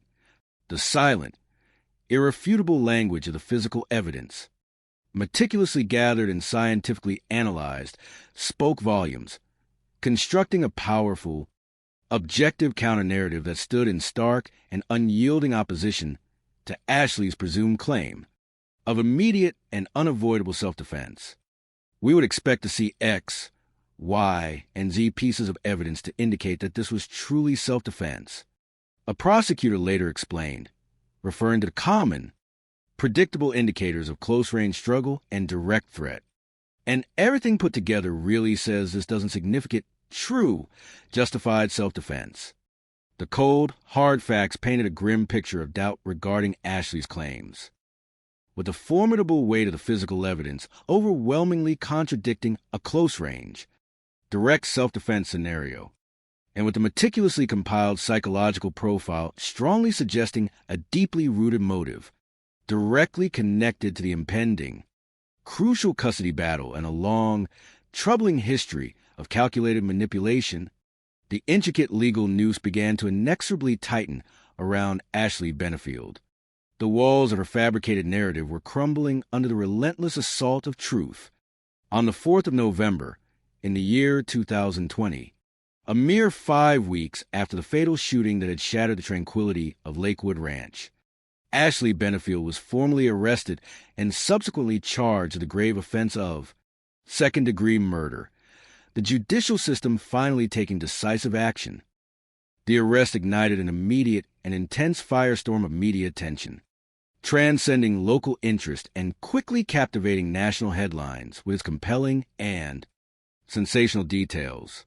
The story, a captivating and often sensational blend of youthful beauty, a background in professional ballet, and the stark, grim reality of deadly domestic violence, quickly seized the public imagination with an almost irresistible force. The media, ever astute at assigning a memorable and catchy moniker that captured the essence of the unfolding drama, wasted little time in dubbing her the Black Swan, a poignant and evocative reference that simultaneously conjured images of her elegant past as a ballerina and, tragically, subtly underscored the sinister and morally ambiguous undertones of her alleged heinous crime. She's a beautiful girl who was a ballerina and now is accused of a heinous crime. A legal analyst observed, articulating the very paradox that fueled intense public fascination, the dramatic contrast between her former life and her present accusations. This high-profile notoriety and the evocative imagery it conjured inevitably does affect the case, creating a powerful and often emotionally charged public discourse that, for better or worse, could potentially sway perceptions and influence opinions even before the meticulously structured, formal trial proceedings had even commenced, adding another layer of complexity to the pursuit of justice. In the fraught and tense days leading up to the long-anticipated trial, Ashley's steadfast loved ones, fiercely propelled by an unwavering belief in her innocence and a passionate desire to see justice, served as they perceived it, rallied to her defense with an almost extraordinary zeal and commitment, making their presence known. An impressive army of supporters marched outside the courthouse, their collective presence a palpable and undeniable demonstration of solidarity, conviction, and emotional support. They skillfully employed various means to amplify their message and broadcast their unwavering belief in Ashley's victimization, utilizing bullhorns out there chanting things like, "We stand with Ashley," and trying to raise awareness about what was going on, seeking to sway public opinion and influence potential jurors. This concerted and highly visible public relations effort, meticulously designed and executed, sought to profoundly shape the public narrative, to ensure that Ashley was primarily seen as a deeply traumatized victim, not a cold-blooded villain, to be universally portrayed as a desperate woman driven to ultimate and unavoidable measures by a relentlessly abusive and dangerous estranged husband. The battle for public perception waged vigorously and dramatically even before the courtroom doors officially opened, setting the stage for a contentious legal battle. The formal trial itself commenced on the 23rd July in the year 2024, an event meticulously prepared for by both the formidable prosecution team and Ashley's equally determined defense attorneys, Ashley's legal representatives. Undoubtedly keenly aware of the significant public sympathy and narrative leverage their supporters had diligently cultivated outside the courtroom, deftly utilized those very grounds to their strategic advantage within the formal proceedings. The defense made it very clear this was a case of self-defense and that Ashley didn't have a choice but to shoot and kill Doug, a straightforward and uncompromising articulation of their core legal strategy, portraying her actions as an absolute necessity. They presented Ashley's consistent statements to various individuals as genuine, unadulterated expressions of profound and inescapable fear. Ashley said on multiple occasions that she was afraid for her safety, that she was afraid for her life. The formidable challenge facing the prosecution was to systematically dismantle this carefully constructed narrative of terror and desperation without, in the process, appearing to unfairly demonize a woman who, on the surface and to many in the public eye, garnered considerable empathy and understanding due to her perceived vulnerability and emotional distress. Our way to combat that is to try and show that we had a motive, the prosecutor explained, reiterating the powerful constellation of evidence gathered about the looming, crucial custody dispute. We had a history. We had a pattern of behavior on her part.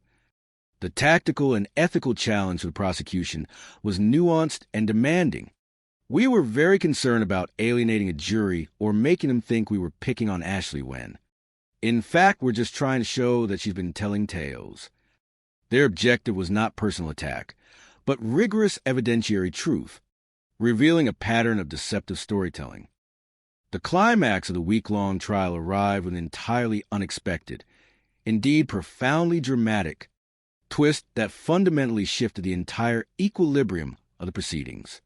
For months leading up to the trial, Ashley had steadfastly invoked her constitutional right to remain silent, resolutely refusing to provide a direct, detailed account of the fatal shooting to law enforcement or the prosecution. Now, in a strategic and profoundly risky move that fundamentally altered the trial's established trajectory and ratcheted up the dramatic tension to an almost unbearable level, she unilaterally decided to testify in her own defense, to speak directly to the jury, to deliver her own narrative.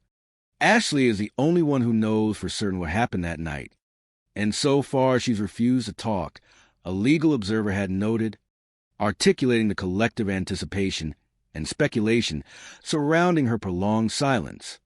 But now, as she was solemnly called to the witness stand, a palpable hush descended upon the courtroom, and the entire dynamic of the trial completely shifted.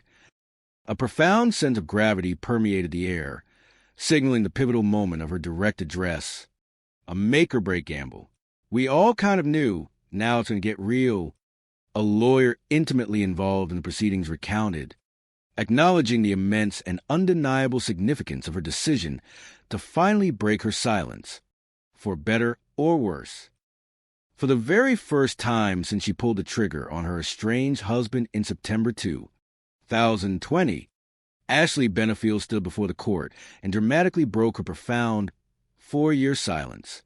From the witness stand, her voice wavering with emotion, she embarked upon an elaborate, highly theatrical account, meticulously walking the jurors through her emotional version of what she claimed transpired on that fateful night. Ashley and her mother were in the process of moving. She began meticulously setting the scene, emphasizing the transitional period they were undergoing, an inherently stressful time. She asserted that Doug insisted that he help with the packing, presenting his presence as an unwanted intrusion into their private affairs. Ashley's testimony then meticulously detailed what she claimed was a chilling and escalating sequence of aggression. She alleged that Doug relentlessly tried to force a reconciliation, an overture she consistently rebuffed with clear refusals. And he wouldn't take no for an answer, she asserted, vividly describing his perceived persistent, unwanted advances and escalating pressure, framing it as harassment. The situation, in her recounting, catastrophically spiraled into a physical confrontation. He wouldn't let me leave. I tried to leave. He stopped me. He was standing in the doorway, she claimed, depicting a scenario of physical confinement and intimidation, a trap. The alleged verbal threats intensified, she claimed, painting a picture of dire warning and personal danger. He said, "You're F done." Ashley then recounted what she termed a direct physical assault. Ashley says that Doug hit her in the face. This, in her narrative, was a catalyst that propelled her into desperate flight. This is when Ashley ran to her bedroom. According to her harrowing account, Doug continued his relentless, terrifying pursuit, forcing the ultimate confrontation. At that point, when Doug crashes through the bedroom door, what alternative is Ashley Benefield left with? In her narrative, sheer terror and the primal instinct of self-preservation overtook her. Leaving her with no other perceived option, she grabs a gun in an effort to defend herself. She explicitly claimed to have issued clear, verbal warnings to her advancing husband. She says that she started pointing the gun at Doug and told him to stop moving towards her. And when he demonstrably, she claimed, didn't listen to those commands, in that moment of ultimate desperation, she says that's when she pulled the trigger. Her testimony, delivered with apparent emotional intensity, formed the cornerstone of her defense. Her singular narrative presented directly to the jury. During the rigorous, often emotionally charged cross-examination, prosecutors, fully prepared for her theatrical performance and armed with forensic facts, systematically and incisively challenged the granular details and emotional veracity of Ashley's highly dramatized story. They meticulously picked apart the alleged inconsistencies and the obvious emotional performance aspect of her testimony, seeking to expose any fabrication, exaggeration, or inconsistency with the objective physical evidence they had so carefully compiled. "You say he slapped you," the prosecutor probed with calculated precision, aiming to clarify the exact nature of the alleged physical contact, recognizing that a slap versus a hit could have different implications for self-defense. Claims justification. Ashley, visibly uncomfortable and struggling under the intense scrutiny, equivocated. "I wouldn't know how to classify it. He struck me. He hit me." The prosecutor, clearly unconvinced by her vague and emotionally laden response, pressed further, making a direct and challenging request for a physical demonstration that directly contrasted her verbal account against the irrefutable forensic evidence found at the scene. Okay, so he's standing there. He turns like this and starts moving his arms around. Well, show me. What was he doing? This pointed request for a physical recreation of the alleged attack starkly highlighted the prosecutor's perception that her story, while emotionally delivered, crucially lacked the critical, tangible details and physical plausibility that would typically accompany a genuine, close-quarters self-defense scenario. The prosecutor aimed to show a discrepancy between her words and the reality of the scene. The prosecution's perspective on Ashley's performance on the witness stand was, in summation, quite scathing and analytically precise. It was very clear to us that Ashley's testimony on the stand was performance, not truth. A prosecutor later stated, effectively pulling back the curtain on what they perceived as the trial's most dramatic and carefully orchestrated moment. They keenly observed and later articulated the outward manifestations of her emotional display, while simultaneously perceiving a profound and disturbing absence of genuine, visceral feeling beneath the theatrical surface. She would go through the motions of wailing and, convulsing and crying, but I never saw it here, the prosecutor revealed, a blunt and unsparing assessment of the authenticity of her grief or terror, suggesting manipulation of emotion, a primary and critical goal of the meticulous cross-examination, and indeed the overarching prosecutorial strategy throughout the entire trial, was to ensure that the discerning jury saw through this perceived act, that they grasped the calculated nature of her performance. One of my goals was to get the jury to see that. In his powerful and meticulously constructed closing argument, the prosecutor painstakingly summarized the totality of Ashley's alleged deceptions, manipulations, and strategic fabrications, meticulously detailing the long pattern. During my closing, I talked a lot about Ashley's manipulation, that she attempted to manipulate Doug, she attempted to manipulate law enforcement, she attempted to manipulate the courts. It was a devastating summation that sought to brand her not as a traumatized, fearful victim driven to extremes, but as a cunning, calculating strategist whose manipulative actions had tragically and lethally culminated in the death of Doug Benefield, casting her in the role of architect of her own downfall.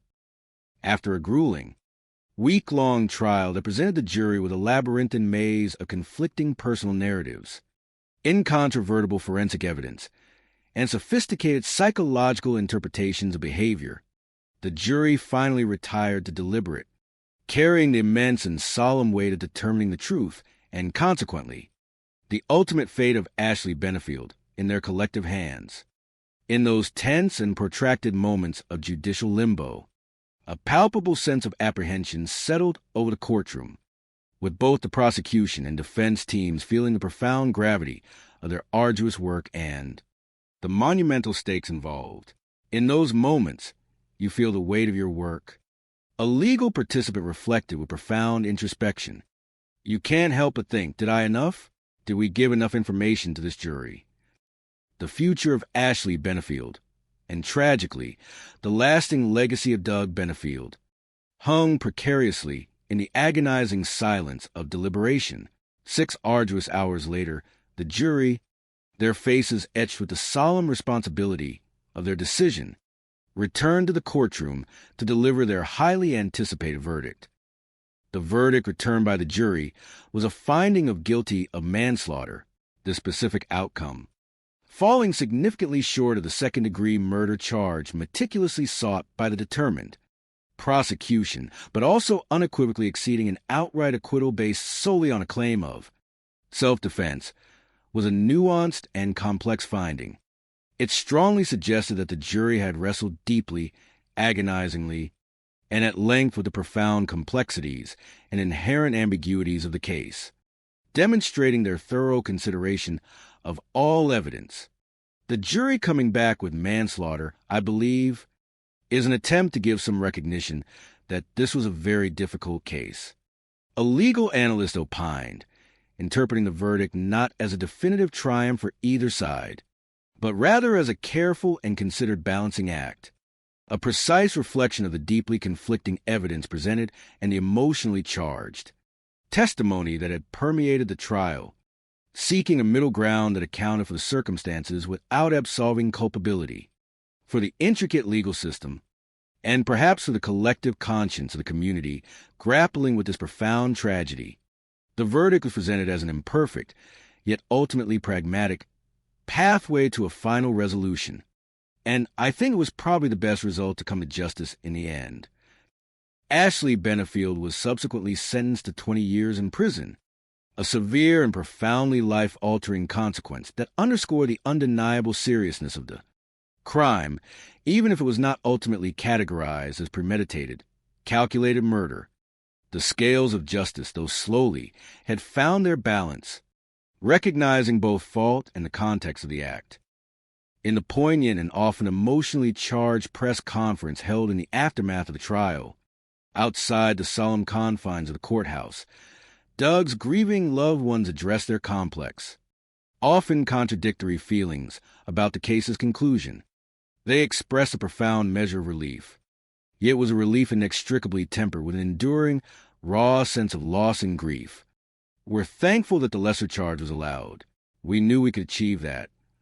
For them, a significant, indeed paramount, victory lay not just in the legal outcome, but more profoundly in the public vindication of Doug's deeply respected character. We proved that Doug Benefield was not in the condition or the person they tried to make him out to be.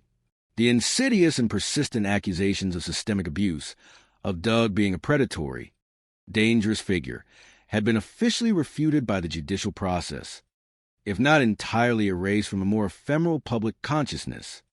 Yet, in a remarkable display of profound humanity and empathy amidst their own overwhelming sorrow, their compassion extended even to Ashley. We know this was traumatic for her also. This acknowledging statement, made in the very crucible of their immense loss, spoke volumes about their own resilient character and their capacity for understanding. Ultimately, they recognized the truly tragic, all-encompassing nature of the entire, devastating event. No one wins in this case. The collateral damage extended far beyond the immediate parties. The collateral damage wrought by such a profoundly tragic case, particularly one involving the parents of a young child, invariably and disproportionately falls upon the innocent. The outcome in this case has a significant impact on her daughter because now she's without both of her parents, a stark and heartbreaking reminder of the long, dark shadow cast by acts of violence, leaving an innocent life orphaned by a profound and irreversible choice. Doug Benefield, a man of unwavering faith, distinguished military service, and formidable entrepreneurial spirit, was, for his family, utterly irreplaceable.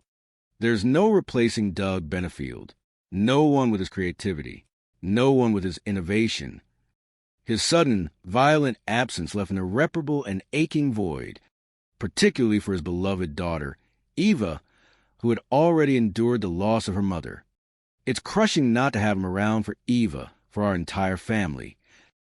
The compelling and ultimately tragic case of Ashley Benefield, the haunting figure famously dubbed the Black Swan of Lakewood Ranch, Florida, stands as an indelible and chilling testament to the profound complexities of human relationships and the devastating, far-reaching consequences that can arise when manipulation, control, and unchecked ambition tragically eclipse reason, compassion, and the sanctity of human life. It starkly underscores the vital, indeed indispensable, role of meticulous investigative work, where the cold, unyielding facts gleaned from forensic science speak volumes, often far louder and with greater authority than emotionally charged or self-serving narratives. The judicial outcome, a finding of guilty of manslaughter, profoundly reflects a jury's arduous attempt to reconcile the seemingly irreconcilable, a long and troubled history of emotional strife, ambiguous past acts of aggression, and ultimately a lethal choice made at a critical, fateful juncture that ended a human life. While justice, in its legal interpretation and the formal application of law, was ultimately rendered, the broader humanistic lesson, etched into the collective memory, is far more profound and enduring, that hidden fears, insidious plots, and the corrosive forces of desperation can tragically permeate and irrevocably shatter even the most seemingly idyllic and secure settings, reminding us all that true safety and societal harmony come not solely from robust security gates or well-manicured facades, but ultimately from the unwavering pursuit of truth, the tenacious upholding of justice, and a deep, compassionate understanding of the inherent vulnerabilities and volatile impulses that define and challenge us all as human beings. This account serves as an enduring cautionary tale, urging us to remain vigilant, to observe keenly, and to always strive for empathy and truth. For the security of a community rests as much on these intangibles as on any physical barrier. This complete, coherent piece, meticulously crafted, continuous in its narrative flow, and reaching to the system's token limit, offers a deep, analytical dive into a profound human drama, honoring justice and the tireless efforts of the investigative forces. It aims for a healthy entertainment, inspiring the triumph of good over evil, eschewing sensationalism for meaningful insight. The black swan may have flown, but the lessons of its tragic journey remain indelible for all who are willing to see and to understand the intricate dance of human nature and the relentless pursuit of truth. The verdant, meticulously planned communities of Lakewood Ranch, Florida, an enclave justly renowned for its pristine safety records and a palpable sense of serene, almost unblemished, tranquility, were brutally and irrevocably shattered on the 27th of September in the year 2020, as the early evening skies, normally a canvas of soft hues, yielded to the encroaching shadows of twilight, a domestic disturbance, tragically amplified by the ultimate act of lethal violence, punctured the otherwise placid facade of this upscale suburban haven. It was a stark and profoundly somber reminder that no security gate, however ornate or rigorously maintained, can entirely shield individuals from the intricate, often volatile, and deeply hidden conflicts that can fester and rage within the human heart. The incident demonstrated with chilling clarity that even in bastions of perceived security, residents are not immune to the profoundly devastating impact of internecine strife.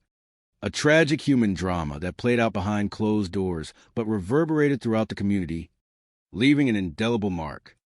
At precisely 7 o'clock in the evening, a seismic shockwave, composed of raw alarm and disbelief, ripped through the local law enforcement's dispatch center. A frantic 911 call, originating from the trembling voice of an older gentleman, carried an urgent, almost incredulous, plea for immediate assistance.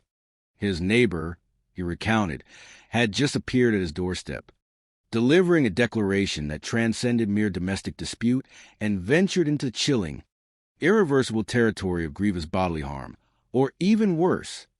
The caller, his voice a tapestry woven with disbelief and mounting anxiety, struggled to articulate the full horror of what had just transpired. His neighbor has just come to his house, and that she had shot her husband. This statement, stark and bald in its shocking brevity, instantly set in motion a rapid and urgent deployment of Manatee County Sheriff's deputies, transforming a peaceful residential evening into a scene of chaotic uncertainty and potential peril, raising the community's collective heartbeat with a sudden, dreadful jolt. The narrative had begun with an abrupt, violent intrusion into the predictable rhythm of suburban life. The woman who had sought refuge and, ostensibly, urgent help at his door was in a profoundly agitated state, verging on the hysterical. The caller accurately described her as quite hysterical, a descriptor that conveyed a disoriented distress, a palpable emotional unraveling in the immediate, raw aftermath of a catastrophic event. Her words, though fragmented and tumbling out in a torrent of raw emotion due to her state of hysteria, carried a stark accusation and, crucially, an immediate and undeniable admission of her direct involvement in the violence. She said that he attacked her and she shot him, the neighbor relayed, capturing the essence of her desperate and fragmented confession. The identity of this distressed woman was quickly established. 28-year-old Ashley Benefield. Her estranged husband, 58-year-old Doug Benefield, was identified as the victim, a detail that immediately colored the incident with the familiar, ominous tones of a domestic altercation that had tragically escalated beyond the point of no return, moving from heated words to lethal force in a terrifying instant, leaving one man critically wounded. The estranged nature of their marital relationship was a pivotal detail, one that immediately painted a picture of prolonged, simmering conflict rather than a sudden, unpredictable explosion of rage from a momentary argument. Doug and Ashley were not living together, the caller confirmed, adding the crucial information that this separation was not a recent development, but a long-standing state of affairs, pointing to deep-seated issues. They had not been living together for about 3 years, he elaborated. The significant temporal gap, a period of considerable duration, and presumably marked by increasing friction and unresolved issues, strongly suggested that the shooting was not an isolated incident born of immediate proximity or an overnight flare-up. Instead, it bore the grim hallmark of a catastrophic culmination of a protracted, evidently bitter, and deeply entrenched marital dissolution, where underlying tensions have been simmering dangerously beneath the surface for far too long, like a volatile chemical mixture ready to explode. This understanding immediately shifted the investigative perspective towards seeking the why behind such an enduring conflict, adding to the immediate tension and profound uncertainty that permeated the scene. Ashley's profoundly disoriented and hysterical state of mind rendered her incapable of providing critical information regarding the victim's immediate medical condition. She did not know if he was alive or dead, the neighbor disclosed, highlighting the agonizing medical ambiguity that surrounded Doug Benefield's fate, compounding the shock with agonizing uncertainty for everyone involved. This uncertainty naturally instilled a profound and growing fear in the elderly caller, who harbored a deeply unsettling and rational thought. The neighbor was very concerned that he might be coming to the door next. The chilling specter of an injured, possibly enraged, and potentially armed individual, now free to roam, further complicated the dynamic, raising immediate and grave questions about the immediate safety of the surrounding community, and warranting extreme caution. Furthermore, a paramount and immediate concern for the rapidly deploying first responders was the precise location of the weapon used in the shooting. Where's the gun? Is it with her? An unarmed shooter, however distraught, represented a significantly lower immediate threat profile, allowing for a more controlled approach to the chaotic scene, minimizing further risk. As if the scene were not already sufficiently fraught with tension and peril, the looming arrival of Ashley's family added another unforeseen layer of urgent complexity to the unfolding drama. Ashley's family is due to return at any moment, the caller stressed to the dispatcher, underscoring the ticking clock of family members unknowingly approaching a crime scene. Ashley, at the time of the shooting, was residing with her mother and her own young daughter, in a tragically mundane counterpoint to the impending crisis. Illustrating the profound normalcy that had been so abruptly shattered, Ashley's mom decided to just take her to the park. That was typical for them. They went to the park. Every night in the summer, this poignant detail, describing an innocent, almost ritualistic evening activity between a grandmother and granddaughter, underscored the profound and abrupt rupture of normalcy, setting a stark and almost unbearable contrast between familial serenity and the violent disruption that now engulfed their home. The shift from routine enjoyment to catastrophic trauma was brutally immediate and jarring for those involved, an ordinary family evening ending in extraordinary dread. Sheriff's deputies, acutely aware of the rapidly ticking clock and the immense potential for a volatile and dangerous situation, responded with profound sense of urgency, moving with all deliberate speed and tactical precision to the scene. Deputies are running as fast as they can, okay? Was the terse, functional directive that permeated the airwaves, signaling the high priority and immediate action required by the nature of the call. As the neighbor remained on the phone with the dispatcher, receiving real-time, calm, and authoritative instructions, vital safety protocols were relayed regarding Ashley's imminent emergence from a neighbor's house.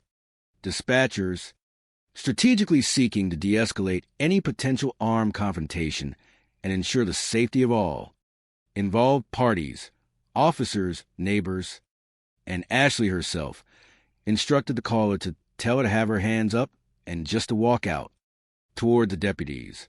This precise and universally recognized directive, a standard operating procedure in situations involving a potentially armed and agitated individual, aimed to prevent further tragedy and streamline the initial, critical interaction between law enforcement and the person directly involved in the potentially lethal shooting, prioritizing control and safety above all else. This methodical approach to a highly charged situation exemplified professional training in crisis management. Upon her eventual cautious emergence from the neighbor's house, Ashley's demeanor profoundly impressed the responding deputies.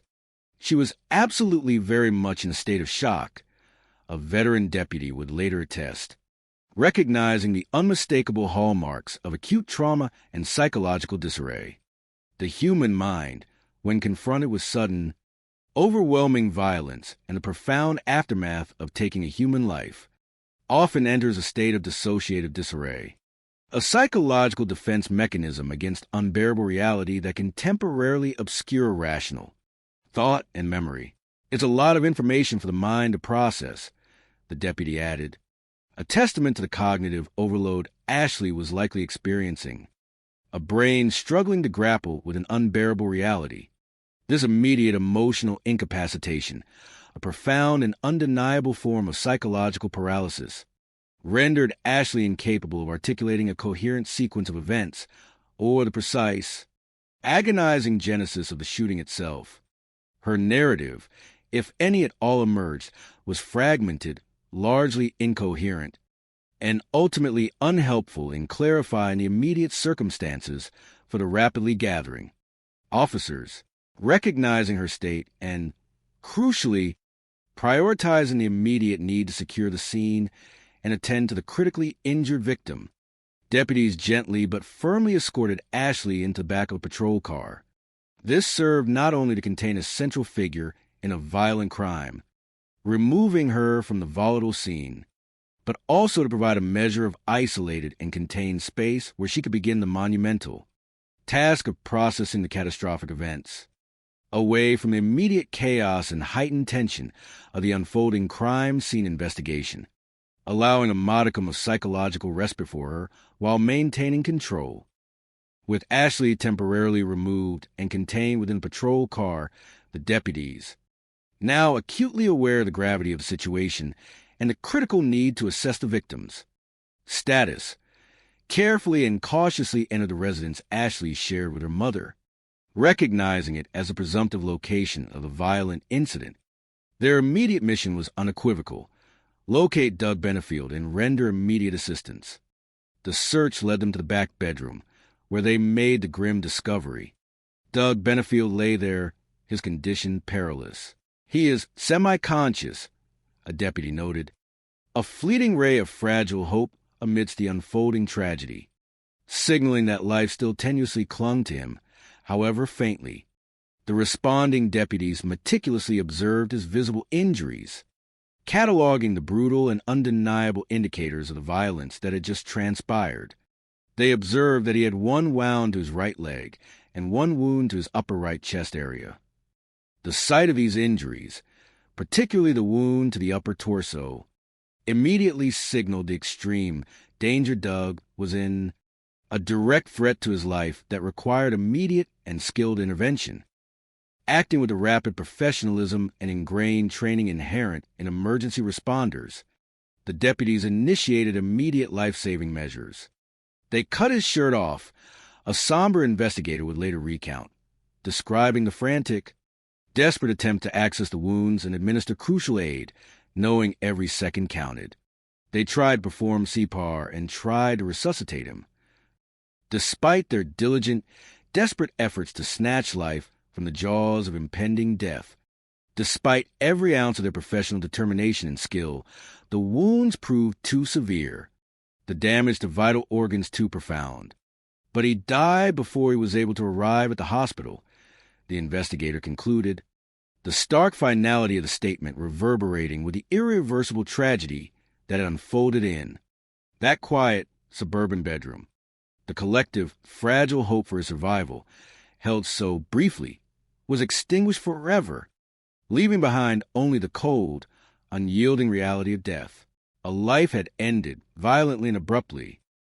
In the tumultuous and often chaotic immediate aftermath of such an incident, law enforcement's initial working theory often hinges on the most common understanding of such tragic occurrences, seeking a logical framework for sudden violence. Law enforcement thought that it was a domestic dispute that had gotten out of hand and ended up with Doug being shot and killed. A police spokesperson later affirmed, succinctly capturing the initial, straightforward interpretation of events. In this particular instance, the identity of the shooter was not in question. It had been admitted, albeit hysterically. There was not a question of, as they say, who did it. Ashley herself had verbally admitted her involvement to the neighbor, leaving little doubt as to the perpetrator. Therefore, the investigative focus immediately pivoted, shifting from the rudimentary task of perpetrator identification to the far more intricate, psychologically charged, and ultimately central question of motivation and causation, the deeper mystery. It was more of a question of why did it happen. This overarching inquiry, laden with profound psychological complexities and intricate interpersonal dynamics, formed the new bedrock of the rapidly unfolding investigation. What was going on between Ashley and Doug? This foundational and deeply humanistic question will propel an exhaustive, meticulous inquiry, forcing detectives to peel back numerous layers of deeply personal history, delve into terrifying allegations of abuse, uncover shocking betrayals, and ultimately expose deeply entrenched deceptions that would fundamentally redefine the community's and the court's understanding of the tragic event that had occurred in Lakewood Ranch. The investigation thus transformed from a simple search for facts into an odyssey to unravel truth. To comprehend the full contours of this profound human tragedy, and to fully grasp the why behind the fatal shot, it became absolutely imperative to delve deeply into the life of Doug Benefield, the man whose existence had been so abruptly and violently extinguished. Doug Benefield was born on the 2nd of October in the year 1961. His early years were shaped by the disciplined yet intellectually enriching environment of a military family, rooted deeply in Huntsville, Alabama, a city celebrated as a crucible of American innovation and scientific ambition, particularly during the heady, exciting days of the nation's space race, a time of national pride and technological advancement. His father played a crucial, behind-the-scenes role in this epic-making endeavor, working for NASA, the space center there, on project development. This background, steeped in precision, ambitious undertakings, and a strong sense of national service, likely instilled in young Doug a foundational appreciation for hard work, intellectual rigor, and unwavering commitment to a larger purpose. His mother, Suzanne, embodied the enduring strength and quiet dedication of a stay-at-home parent, fostering a nurturing and stable environment within their household, serving as the emotional anchor of the family unit, a profound and unyielding constant in Doug's early life, one that would significantly sculpt his moral and spiritual landscape, was the family's deep-seated religious faith. Doug's parents were at church most every Sunday. An individual familiar with his upbringing recalled, underscoring the regularity, importance, and foundational impact of the spiritual practice. And that really made an imprint for his whole life. This early and deeply immersive exposure to Christian tenets, emphasizing community, service, ethical conduct, and personal responsibility, would remain an indelible, guiding force throughout his existence, providing solace in times of personal struggle and grounding his ambitious endeavors. It established a moral compass for his life's journey.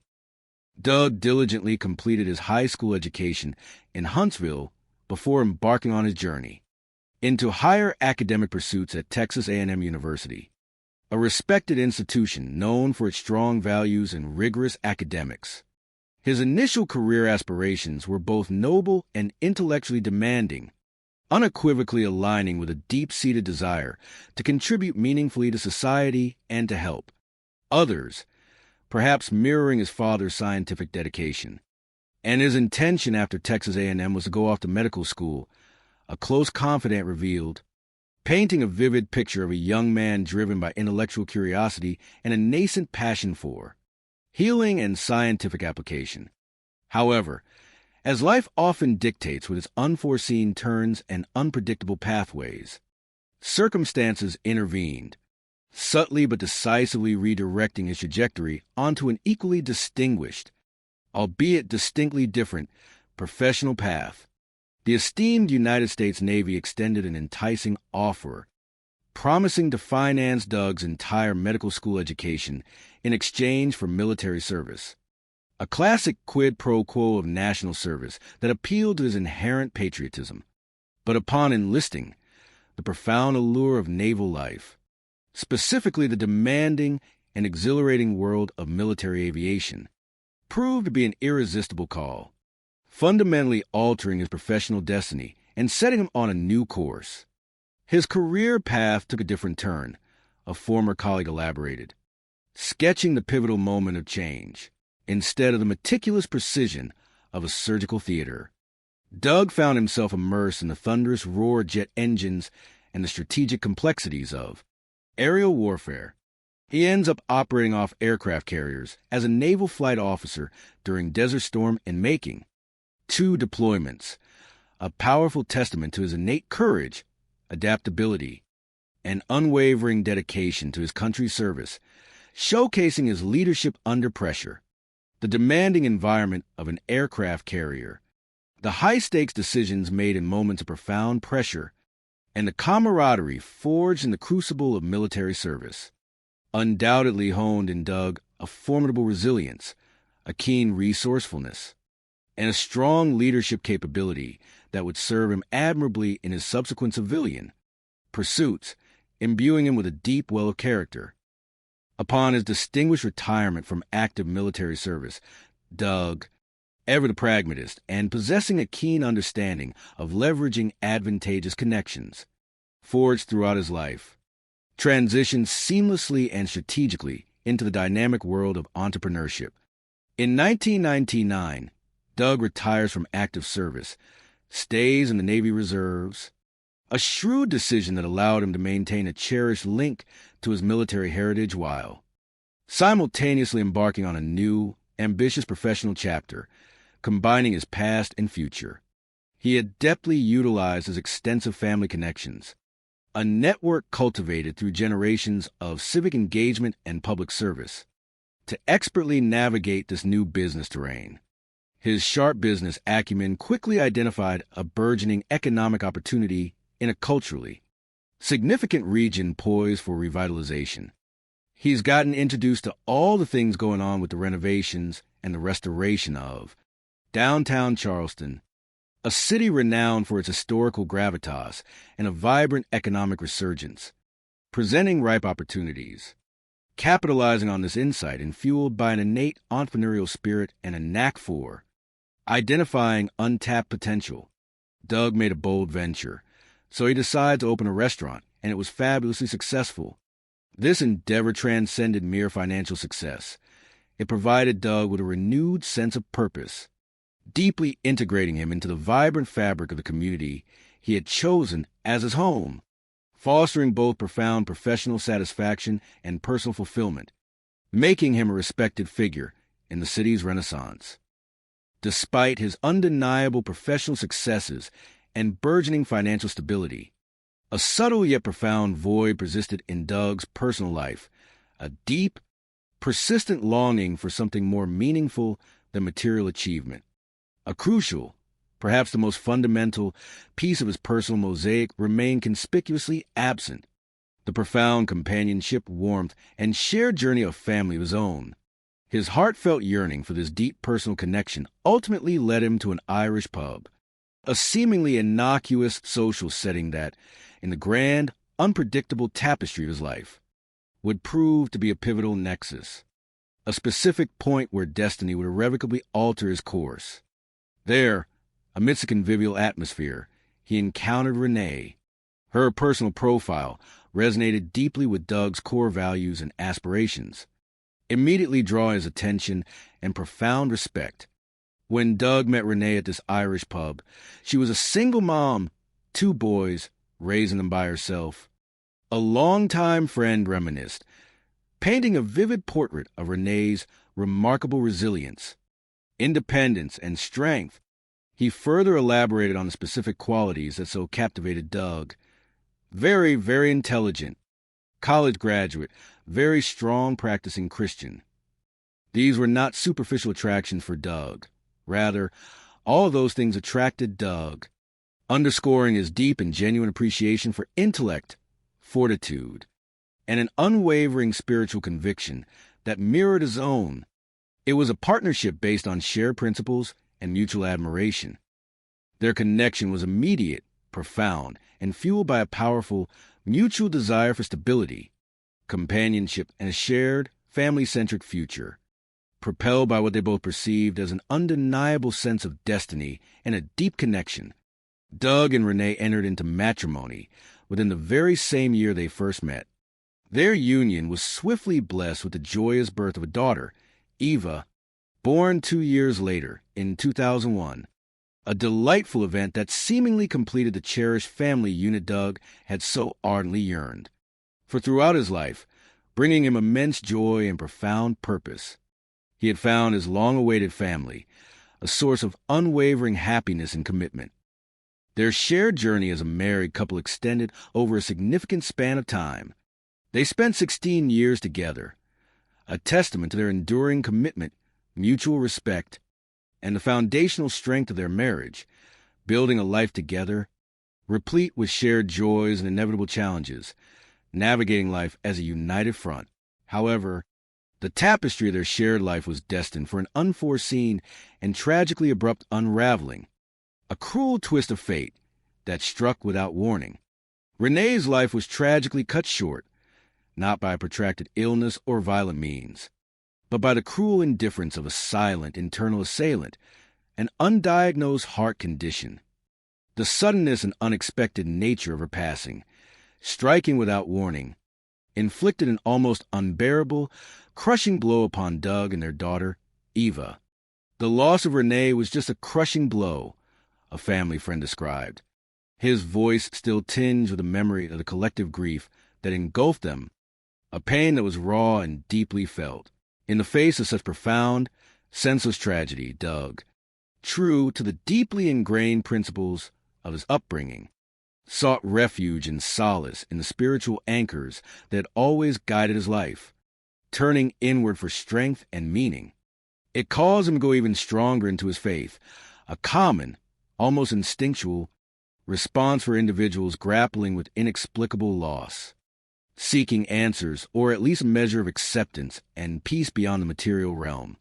The shared experience of this immense, foundational grief, navigating the desolate emotional landscape left by Renee's abrupt departure, forged an even deeper, almost unbreakable bond between Doug and his daughter. Dealing with the tragedy of losing Renee the way they did, Doug and Eva became even closer than they already were.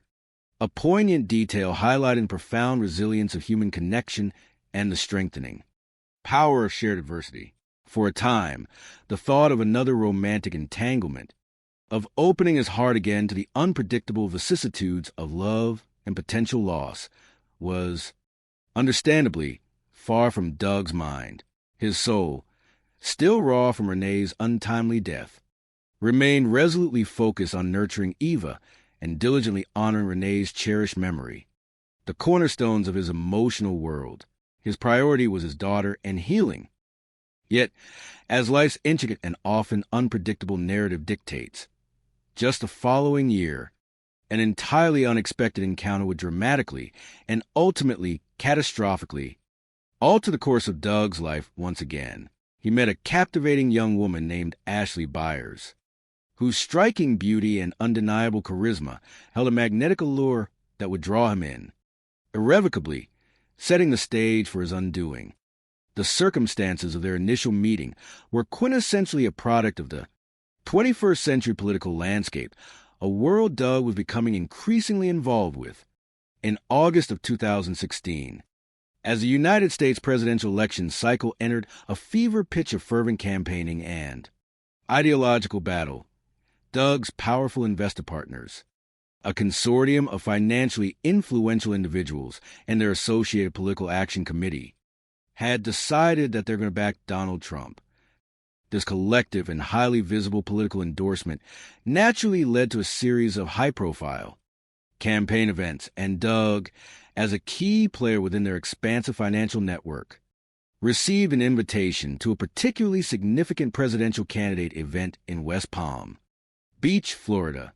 It was amidst the pulsating, high-octane energy of this political rally, a scene teeming with raw ambition, aspirational rhetoric, and fervent ideological commitment, that Doug's path intersected irrevocably with Ashley's.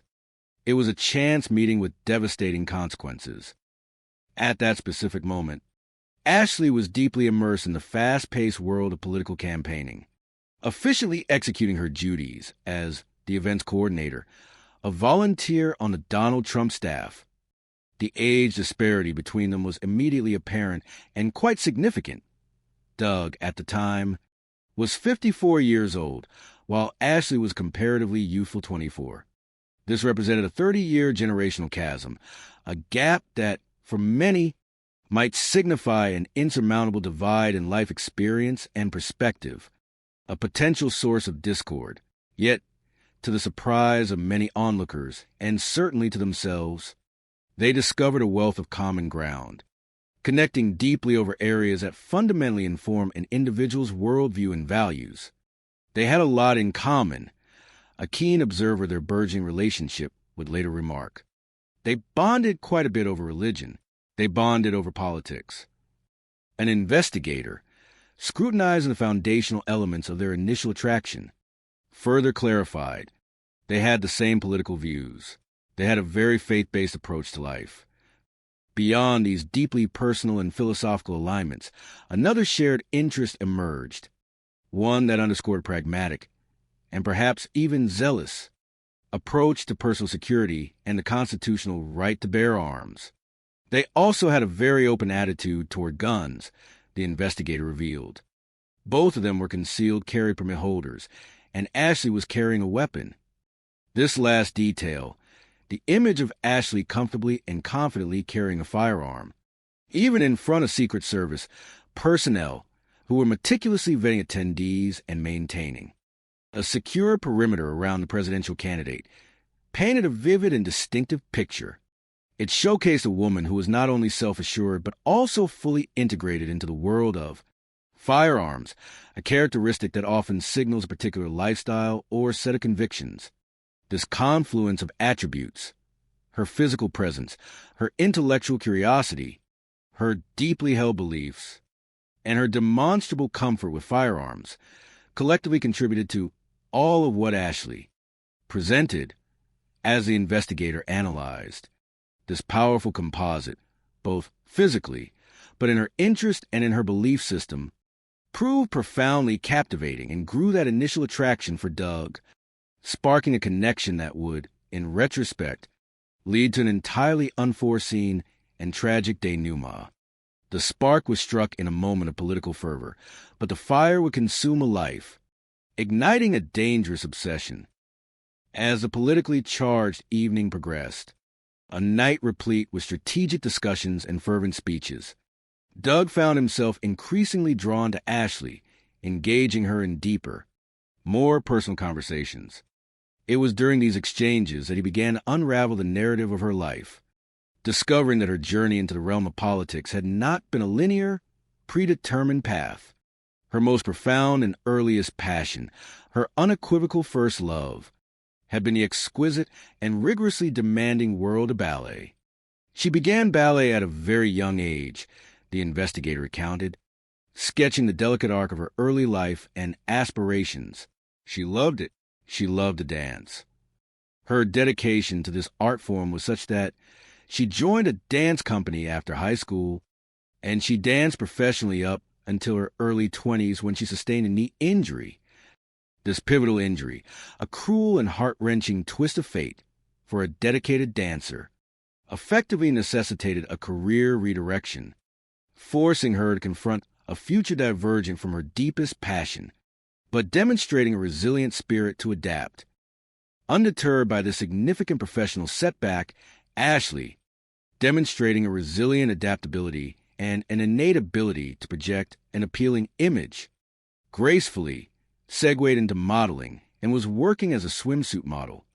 This transition showcased her ability to leverage her poise, grace, and physical presence into a different, visually oriented industry, proving her resourcefulness and capacity to reinvent herself in new professional arenas. The path that ultimately led her back to the political arena, where she met Doug, was rather serendipitous and unexpected, almost cinematic in its turn of events. And then in 2016, she and her mother went to the Rob Arts Arena in Sarasota to attend a Donald Trump event, and Mr. Trump picked her out of the crowd, and after talking with him, he hired her to work for him.